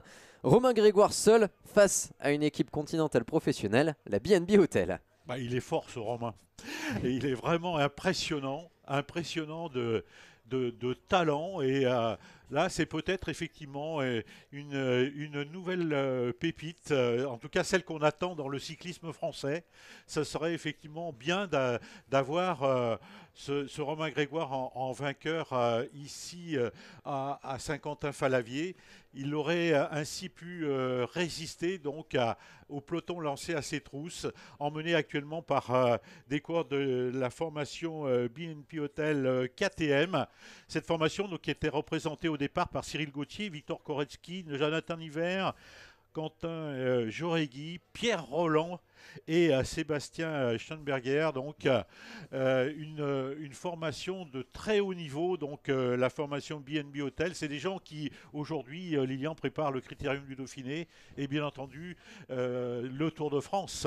Effectivement, et un garçon qui a brillé sur le Tour de France et qui est Pierre Rolland est lui-même en train de se mettre à la planche pour essayer de ramener ce peloton avec efficacité. Quand même, c'est vrai qu'on a senti qu'on avait sorti les grosses cuisses, alors grosses cuisses façon de parler pour un grimpeur comme Pierre Rolland, mais en tout cas le gros coup de pédale avec le relais maintenant, mais Pierre Rolland qui prend sa part du travail pour essayer de réduire cet écart, ne pas laisser trop de marge à Romain Grégoire, même s'il venait à remporter l'étape, et bien ne pas lui laisser d'avance au classement général. Alors on le disait, on doute quand même de la capacité de Romain Grégoire à s'aventurer dans les fortes pentes et dans la montagne dimanche, mais on serait plus surpris de rien en même temps venant de ce garçon. Mais l'équipe BNB Hotel prend ses précautions quand même, à double titre, à la fois parce qu'une victoire d'étape ici serait la bienvenue pour la BNB Hotel et à la fois pour le classement général.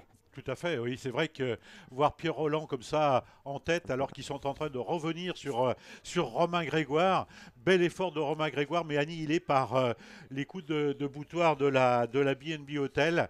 C'est particulièrement audacieux de voir ces coureurs en tête, de voir un Pierre Rolland vainqueur de l'Alpe d'Huez quand même sur les routes du Tour de France. Hein.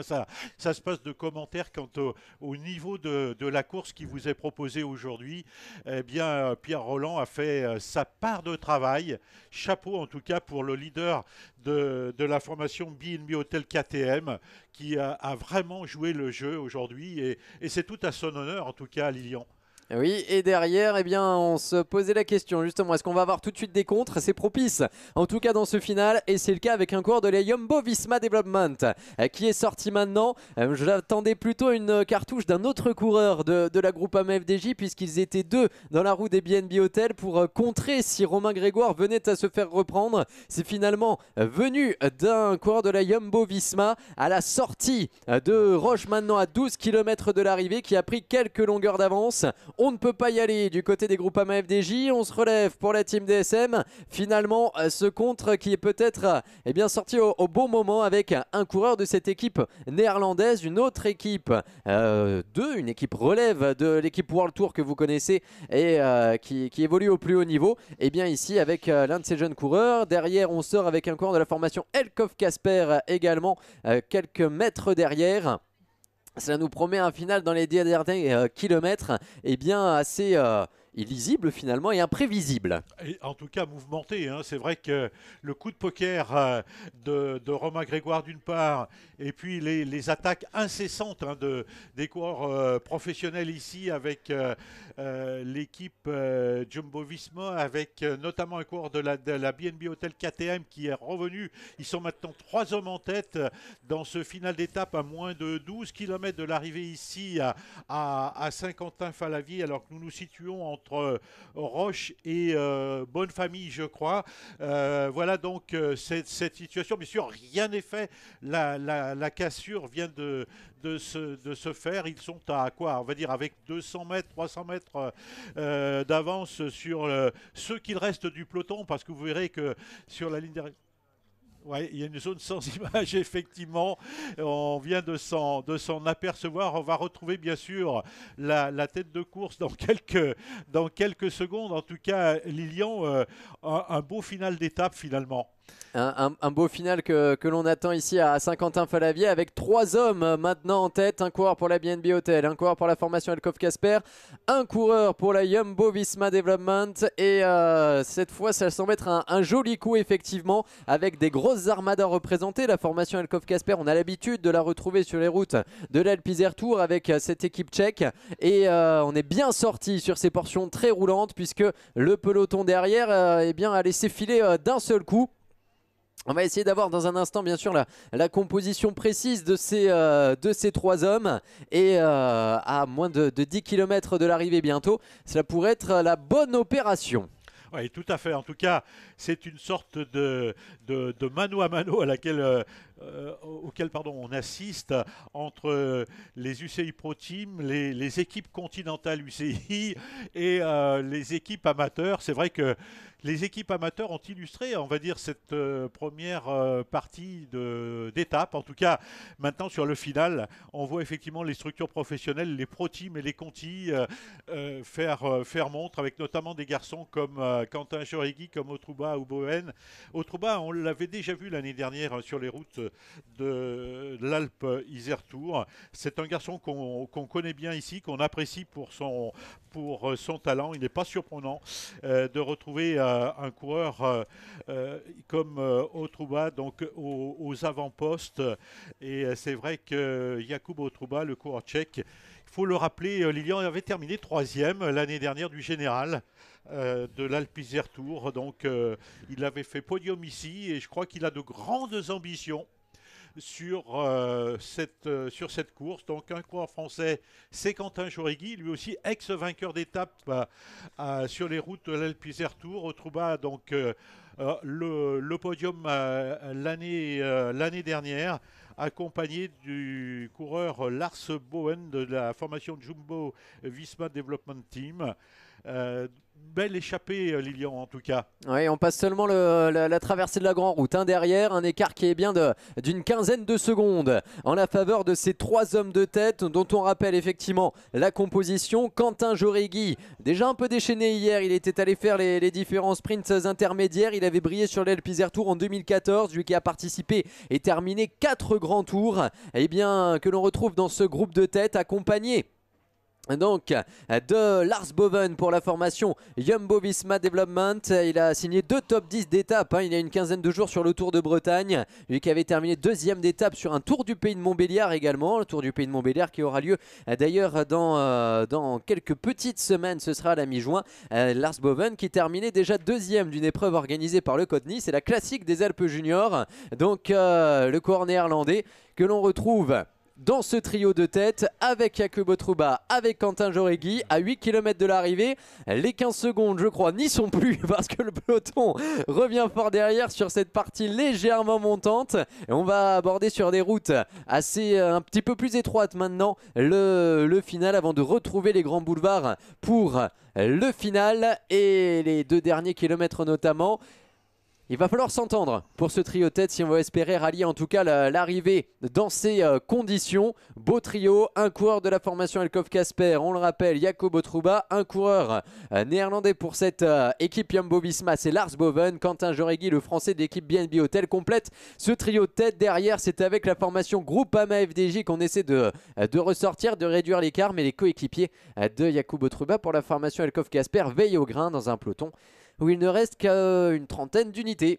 En tout cas, on semble pas très bien s'entendre au sein de ce peloton. Cela peut-être, j'allais dire, profiter au trio de tête qui, lui, est décidé à rallier l'arrivée dans moins de 8 km maintenant. Très précisément, 7 km 500 va l'arrivée ici à Saint-Quentin-Fallavier. C'est vrai que si ce trio de tête s'entend et si derrière, il n'y a pas de véritable volonté de revenir sur les hommes de tête, sur l'échappée du jour, ça peut peut-être le faire, Lilian. Ça semble bien parti. Si on devait prendre les paris en tout cas, je miserais bien sur ce trio de tête. Il faudra s'entendre jusqu'au bout, ne pas se poser trop de questions. Mais là, ce trio, il est bien sorti. Et surtout, comme vous le disiez, Jean-Claude, derrière, la poursuite bien assurée semble difficile. Puisqu'ici, on a un coureur de la Groupama FDJ qui roule. Mais derrière, tout de suite, en deuxième rideau, un coureur de la Jumbo Visma pour perturber cette poursuite. Les coureurs d'Elkhoff Casper également. On a le team DSM peut-être encore capable de s'organiser un petit peu, mais ça s'arrête là pour ce peloton, alors que ici on laisse passer les coureurs effectivement avec la moto qui essaie de se faufiler entre le groupe de tête et c'est la Groupama FDJ qui emmène le peloton derrière. J'ai pris les paris un peu vite, c'est vrai que l'écart est faible, mais il ne reste que 6 km. Oui, tout à fait. C'est vrai que c'est une véritable poursuite à laquelle nous allons assister pour ces derniers kilomètres. Tout peut rentrer. C'est vrai que c'est une étape, Michel Beau le disait d'ailleurs au départ des Abrers en Dauphiné ce matin, une étape qui va être animée. Et bien, on en a la preuve. On a la preuve à l'écran donc de ce que disait le patron de l'Alpe Isère Tour. Une étape animée de bout en bout avec notamment donc ce trio de tête emmené actuellement par Quentin Jauregui. Quentin, donc, c'est un homme à tout faire au sein de la BNB Hotel KTM. C'est un garçon qui est à l'aise sur, on va dire, tous les terrains. C'est un cyclocrossman de très grand talent. Et en tout cas, donc, lui qui avait déjà gagné une étape de l'Alpe Isère Tour, eh bien, montre toute la classe qu'il possède. Quentin Jauregui, je le rappelle, donc en tête actuellement avec deux autres coureurs. Ils sont 3 actuellement en tête. L'écart, mon cher Lilian, n'est pas très significatif alors que nous sommes dans les 5 derniers kilomètres de l'étape. 5 km encore à parcourir et on a retrouvé les grands axes maintenant qui vont emmener les coureurs jusqu'à cette ligne d'arrivée ici sur un grand boulevard où on retrouve de plus en plus de monde pour accueillir les coureurs d'ici quelques minutes et on s'agace. C'est bon signe pour les hommes de tête, on s'agace dans le peloton avec les coureurs de la team DSM qui veulent du renfort. En même temps côté Groupama FDJ qui pourrait mener la poursuite, on a déjà beaucoup donné avec Romain Grégoire qui a fait un bout de chemin en tête tout à l'heure. Ce sont quand même eux qui assurent cette poursuite. Un peloton d'une trentaine d'unités lancé à la poursuite de 2-3 hommes et le coup de pédale effectivement a l'air peut-être un petit peu moins appuyé pour ce peloton que dans l'échappée qui devra encore une fois, on le répète, s'entendre jusqu'au bout puisque dans le final cela peut revenir très vite sur ces portions très roulantes qui vont conduire les coureurs jusqu'à la ligne d'arrivée. Plus de difficultés particulières, plus de technicité particulière également, une arrivée assez large sur le boulevard et un peloton qui lui eh bien, peine finalement, aperçoit les hommes de tête mais peine à assurer leur retard. Alors une information, Lilian, qui peut avoir son importance, c'est que l'arrivée, elle est plate, hein, pratiquement comme une savonnette, hein, comme on le dit dans le jargon cycliste. Et deuxième information, c'est le vent. Le vent a toujours donc une importance hein, dans les courses cyclistes. Et le vent, là, va être favorable aux échappées, vent dans le dos, donc vent qui n'est peut-être pas très puissant, seulement 25-30 km/h de vent.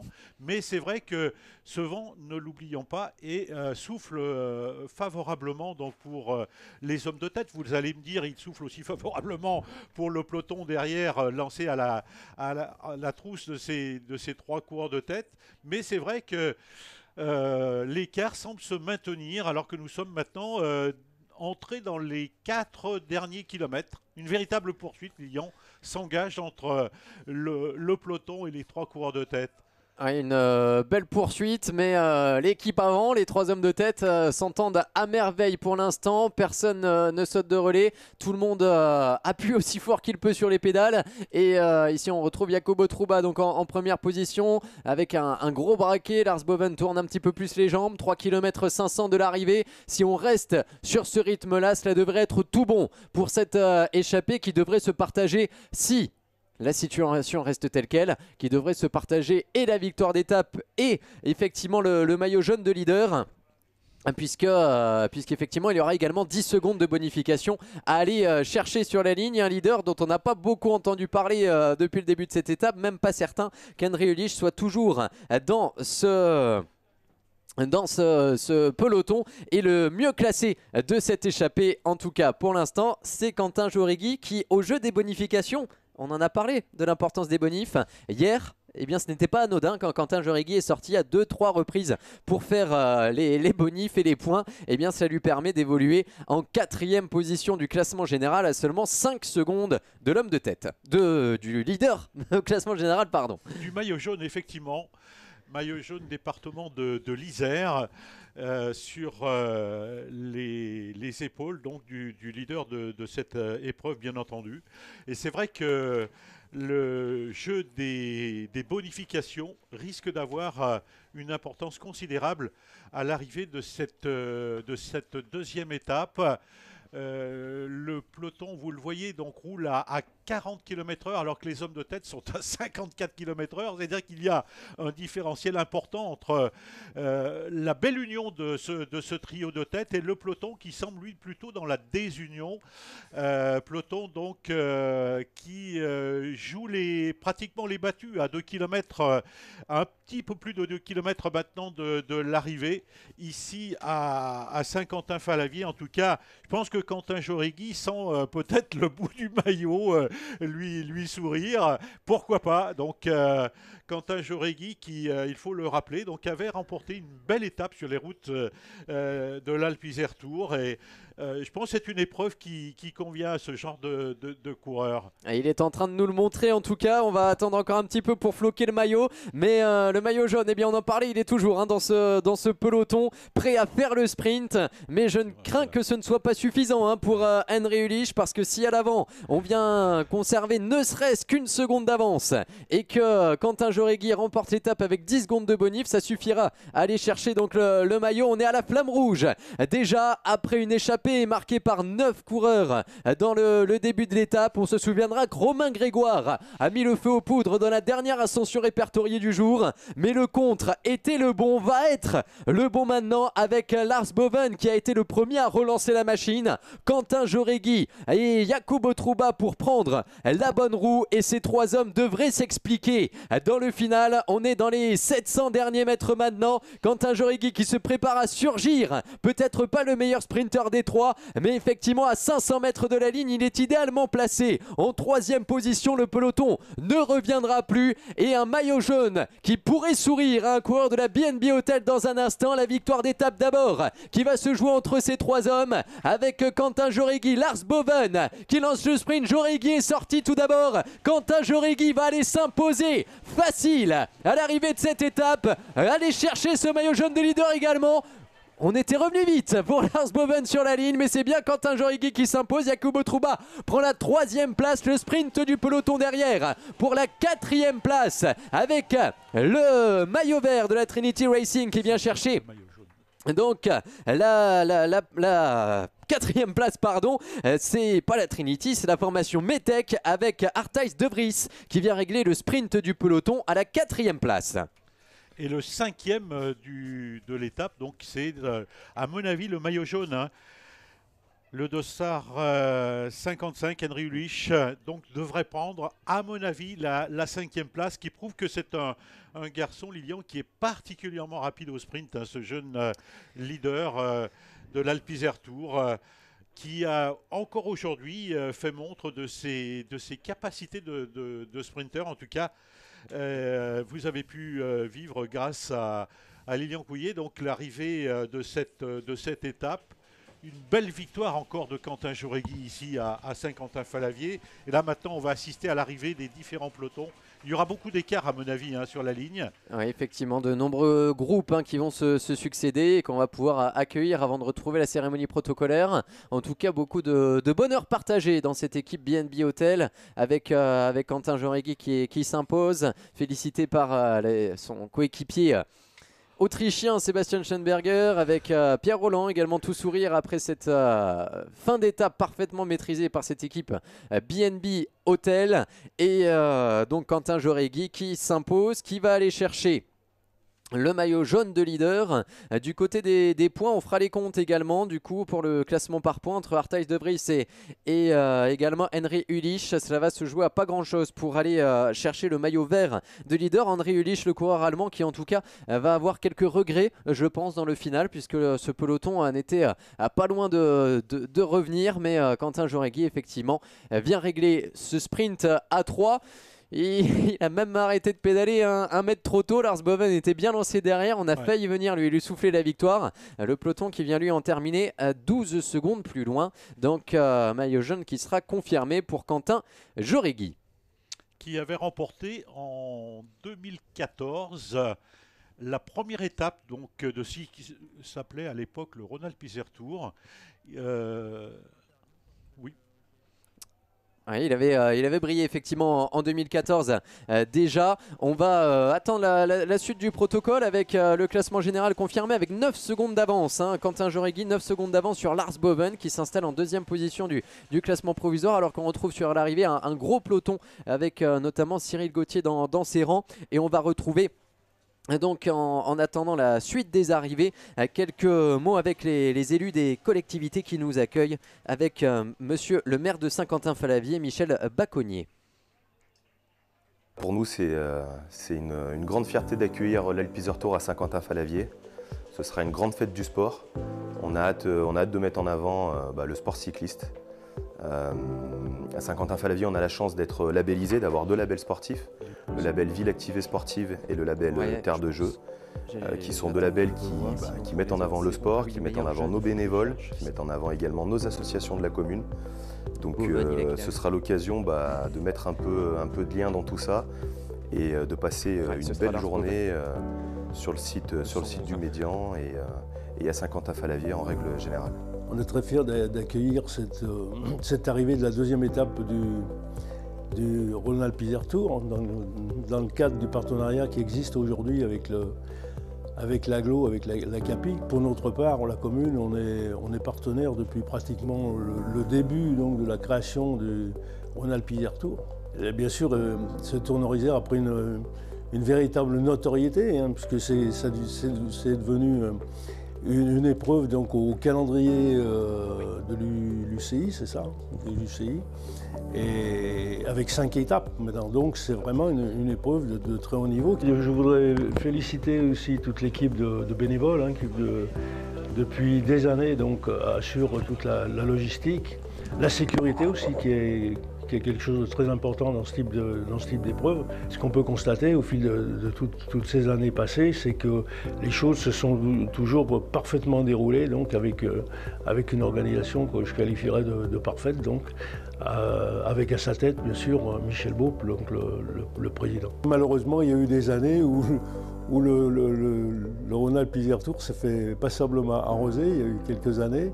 Donc j'espère que cette année, le beau temps sera avec nous pour faire un vrai succès donc, de cette arrivée de 2e étape.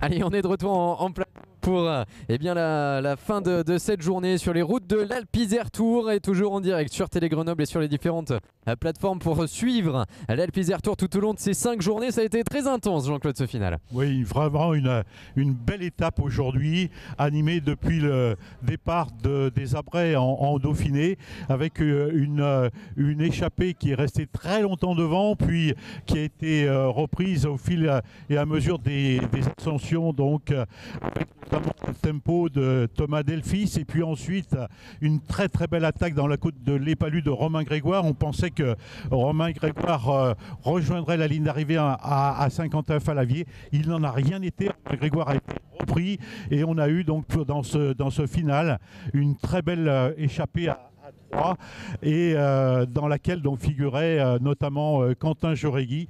Quentin qui donc remporte l'étape, Lilian, et qui doit prendre le maillot jaune, c'est cela? Qui va prendre le maillot jaune avec 9 secondes d'avance sur le deuxième, Lars Boven, qui va lui enfiler le maillot du meilleur jeune, le meilleur coureur des moins de 23 ans. Maillot blanc qu'il portera demain sur les épaules, deuxième du classement général et surtout très déçu. On l'a vu taper sur le guidon au moment de franchir la ligne d'arrivée, puisque effectivement, eh bien, Lars Boven était sur le point de bien lancer. Quentin Joregui qui avait lancé le sprint de très très loin pour régler ce groupe de 3 vient faire 3e donc de pour la formation Elkov Casper. On peut dire que les cyclo-crossman sont relativement rapides au sprint. Oui, effectivement, c'est le cas en tout cas, et avec une belle affiche dans ce trio final. Un autre coureur complètement eh bien, complet hein, pour le dire, c'est Romain Grégoire qui nous a fait plaisir dans le final. Mais c'est vrai que c'était un petit peu ambitieux de sortir tout seul à 20 km de l'arrivée. Celui-là. Et effectivement donc... Il est bon. Pardon, léger problème technique. On va rectifier tout cela avant de pouvoir continuer. Effectivement, on disait Romain Grégoire qui nous a fait plaisir avec son offensive à 20 km de l'arrivée, mais c'était un petit peu trop ambitieux finalement. Alors cela a permis d'éclairer ce peloton, mais c'est le bon contre qui est sorti à 12 km de l'arrivée avec notamment Lars Boven en premier lieu, repris ensuite par Quentin Joregui et par Jacobo Truba pour la formation Elkov Casper. À la fin de l'histoire, eh bien, on la connaît, le classement vous le retrouvez ici avec Quentin Joregui qui s'impose, Lars Boven 2e, Jacobo Truba 3e et les meilleurs de la journée d'hier qui viennent chercher les places d'honneur. Cartais de Bryce, donc 2e hier, Henry Ulich, maillot jaune sur les épaules, termine lui à la 5e place. Oui, belle performance du maillot jaune d'ailleurs, entre parenthèses, hier donc à Charvieux-Chavagneux était le plus fort au sprint et puis qui là aujourd'hui est encore pratiquement devant sur le sprint final au sein du peloton. Ça prouve le talent de ce jeune coureur allemand. Oui, hein, il y a Ulich qui vient chercher une belle 5e aujourd'hui et qui pourrait conserver le maillot de leader des points par point, maillot vert. Devrait porter demain, on en attend encore la confirmation. Peut-être d'autres classements, et bien coup de chapeau à Rasmus Pedersen aujourd'hui, présent dans l'échappée du jour, le Danois, qui est allé chercher les points sur les sprints, sur les côtés de la montagne, et qui vient donc effectivement chercher les maillots distinctifs des sprints, maillot bleu, de la montagne, maillot violet, et même le maillot de la combativité, le combiné récompensé par le maillot rouge, donc 3 maillots pour celui qui a remporté également le sprint. C'était tout à l'heure dans la traversée de Roche-Thouarin. On n'aura pas grand monde de protocole ce soir. On va encore beaucoup cumuler les récompenses entre Rasmus Pedersen donc pour ces différents maillots, le leader du classement général et vainqueur d'étape Quentin Jauregui. On attend encore juste une petite confirmation pour le classement par points. Pour oui, effectivement, le classement par points.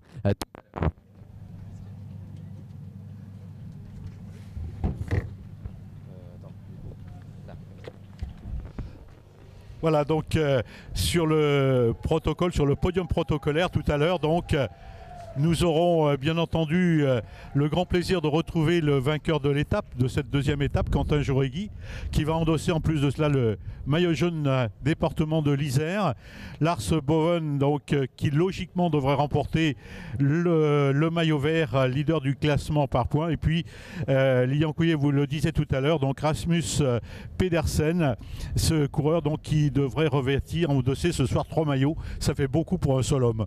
Ça fait beaucoup pour un seul homme et on le prêtera au départ de l'étape de demain, au départ de l'aéroport de Saint-Exupéry pour le départ demain, puisque demain c'est la communauté de communes de l'Est lyonnais qui accueille effectivement l'étape.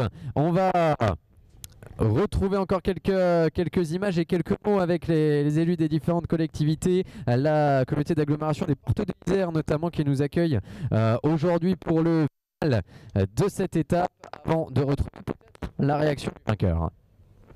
Vendredi, 3e étape aussi, on va dire, traditionnelle avec le partenariat avec la communauté de communes de l'Est lyonnais, départ de son siège à l'aéroport Saint-Exupéry et une incursion générale chaque année dans le pays viennois, donc avec aussi un peu une succession de côtes, moins sévère que la veille, mais qui peut, dans le final, provoquer aussi des cassures. Et notamment une côte qui est à proximité de l'arrivée, qui est à la côte de la chapelle Saint-Thomas. Comme disait Saint-Thomas, il ne croit que ce qu'il voit, donc il est important pour les coureurs d'aller reconnaître cette côte, parce qu'elle risque de faire des surprises. Étape vallonnée, sans difficulté majeure, on va dire, pour routiers sprinteurs, avec une arrivée aussi, comme pour la première étape, en circuit. Un circuit de 7,5 km sur la commune de Toussieux et la commune voisine de Mions, à parcourir 2 fois, et avec 2 côtes non répertoriées dans ce circuit qui peuvent provoquer des dégâts. Donc il y aura certainement aussi, avec ce circuit final, des surprises pour le vainqueur final qui risque d'être inattendu. Voilà, donc un peu dans la continuité de l'étape de la veille, mais étape, on va dire, rapide. Donc l'ACAPI soutient la course qui s'appelle maintenant l'Alpe Isère Tour avec un grand enthousiasme, et depuis la création de l'ACAPI, j'entends, nous sommes un des partenaires incontournables et surtout extrêmement fidèles et très contents d'être fidèles pour cette belle course.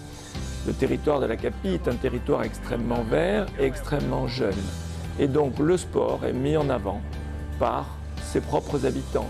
Et donc une belle course comme celle-là sur notre territoire suscite un engouement et une ferveur incroyable. Donc l'ACAPI soutient le vélo au sens large, vous l'avez vu, avec le volet Alpe Isère Tour qui s'adresse à des coureurs qui sont chevronnés et puis à des jeunes qui vont le devenir.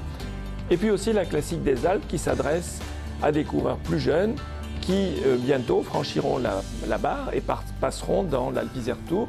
Et on a vu comme ça de nombreux exemples. Ces coureurs viennent des 4 coins de l'Europe et on s'aperçoit qu'en étant à l'arrivée ou au départ, eh bien on a des camions qui viennent d'un peu partout. Et en discutant avec le président, que je remercie chaleureusement pour son enthousiasme, sa persévérance, sa gentillesse, eh bien on s'aperçoit qu'il est obligé de refuser des coureurs dans cette course. Nous soutenons le cyclisme. Pourquoi ? Parce qu'au-delà de toutes les performances qui s'y accrochent, et Dieu sait si c'est compliqué de pédaler, on a l'impression que c'est un sport facile, accessible à tous, parce que tout le monde fait de la bicyclette, mais arriver à ces performances-là, dans des conditions quelquefois climatiques qui sont extrêmement difficiles, et sur des routes qui, dans un département aussi accidenté que le nôtre, relèvent vraiment de défis pour arriver, passer des cols, eh bien, le cyclisme est une des disciplines sportives qui a le plus la faveur, en fait, du plus grand nombre. Donc je terminerai par un grand bravo aux organisateurs, à Michel Beau pour cet enthousiasme sans cesse régénéré d'année en année. Nous continuerons à le soutenir. Bravo à toute cette course, bonne chance à tous les coureurs qui vont s'inscrire et nous nous attendons à de belles étapes ici et nous les accompagnerons. Bonne chance à tous les coureurs.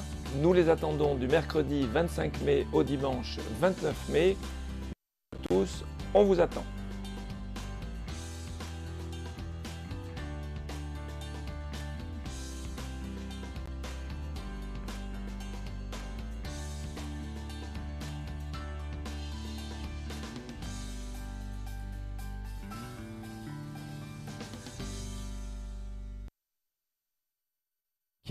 Les mots de Monsieur Papadopoulou, président de la communauté d'agglomération des Portes de l'Isère, et qu'on revivait également les images de l'arrivée non loin d'ici à la Verpillière sur l'édition précédente. Une arrivée au sprint. Aujourd'hui, c'était un sprint à 3 et on a retrouvé notre vainqueur, Quentin Jorecki, vainqueur de cette deuxième étape, vainqueur nouveau maillot jaune. Effectivement, on t'a vu déjà hier à l'avant pour aller chercher quelques bonifications, peut-être avec déjà l'idée derrière la tête aujourd'hui d'aller chercher ce maillot jaune. Bah pas trop, parce qu'en fait moi je m'étais dit il n'y a que la première étape qui me convient et peut-être aujourd'hui. Après c'est vrai que c'est dur pour moi, je suis pas un grand grimpeur des grands cols. Aujourd'hui ça me convenait parfaitement comme hier. Donc en fait hier je voulais faire le sprint parce que j'ai une petite pointe de vitesse et j'ai crevé dans les 10 derniers kilomètres, donc c'est pour ça que je l'ai pas fait. Puis aujourd'hui j'ai vu que j'ai bien passé la dernière bosse, j'ai Pierre Roland et Chauny qui ont vraiment fait une belle descente pour revenir sur Grégoire qui était très fort. Et du coup après quand j'ai vu que ça se goupillait bien, il y avait un mec de Jumbo devant. Pierre Roland m'a dit directement de réagir, on est sorti à 2, on est rentré, puis on a fait 15 bornes je crois à 3. Pour un sprint à 3, après je sais que les sprints comme ça en petit comité, départ arrêté, je suis vraiment rapide. Ça faisait longtemps que j'ai pas fait un sprint pour la gagne, j'ai failli me faire avoir, j'ai lancé un peu trop loin, mais l'important c'est d'avoir gagné, je suis content, j'étais venu pour ça cette semaine, parce que les sensations étaient de mieux en mieux, et puis voilà. Oui, sprint lancé de loin et arrêté peut-être 2 mètres trop tôt. Lars il revenait vite, mais ça a suffi pour toi effectivement. Lars Boven deuxième et un peu déçu, on le comprend, mais la victoire elle est bien pour toi. Maillot jaune effectivement. Un mot sur ce final, puisque c'est finalement la prime à l'expérience. Lorsque vous ressortez juste après avoir repris Romain, c'était typiquement propice à une contre-attaque et vous l'avez senti tout de suite comme tu le disais. Ouais, bah j'ai vu qu'en fait c'était que des individualités qui roulaient. Ils roulaient juste à mon avis pour pas que ça revienne de derrière. Grégoire était très fort, hein. Je veux dire quand il attaque j'aurais été incapable de le suivre quand il attaque sur le sommet. Et puis derrière quand on l'a repris en fait tout le monde était vraiment à fond et Pierre m'a dit d'y aller tout de suite. Et puis voilà, ça s'est vraiment bien goupillé, je suis content. Merci Quentin, on va te retrouver sur le podium dans un instant pour la suite du protocole effectivement, on va s'y orienter et vous donner rendez-vous à vous tous pour les jours suivants avec 3 étapes encore où Quentin devra défendre ce maillot jaune. Demain ça peut encore passer Quentin. De toute façon je ferai de mon mieux jusqu'à dimanche. Avec une grosse équipe autour de toi. Bonne route à toi. Merci d'avoir été en direct avec nous. On va rendre l'antenne sur Télé Grenoble et sur les différentes plateformes de suivi de l'Alpe Isère Tour, la chaîne YouTube de Black Hole, la chaîne Facebook également de l'Alpe Isère Tour, où on vous donne rendez-vous demain pour la 3e étape au départ de l'aéroport de Saint-Exupéry pour une arrivée qui sera jugée à tous cieux. Rendez-vous dans l'Est lyonnais demain. Merci à vous tous de nous avoir suivis aujourd'hui et à demain. Excellente fin de journée.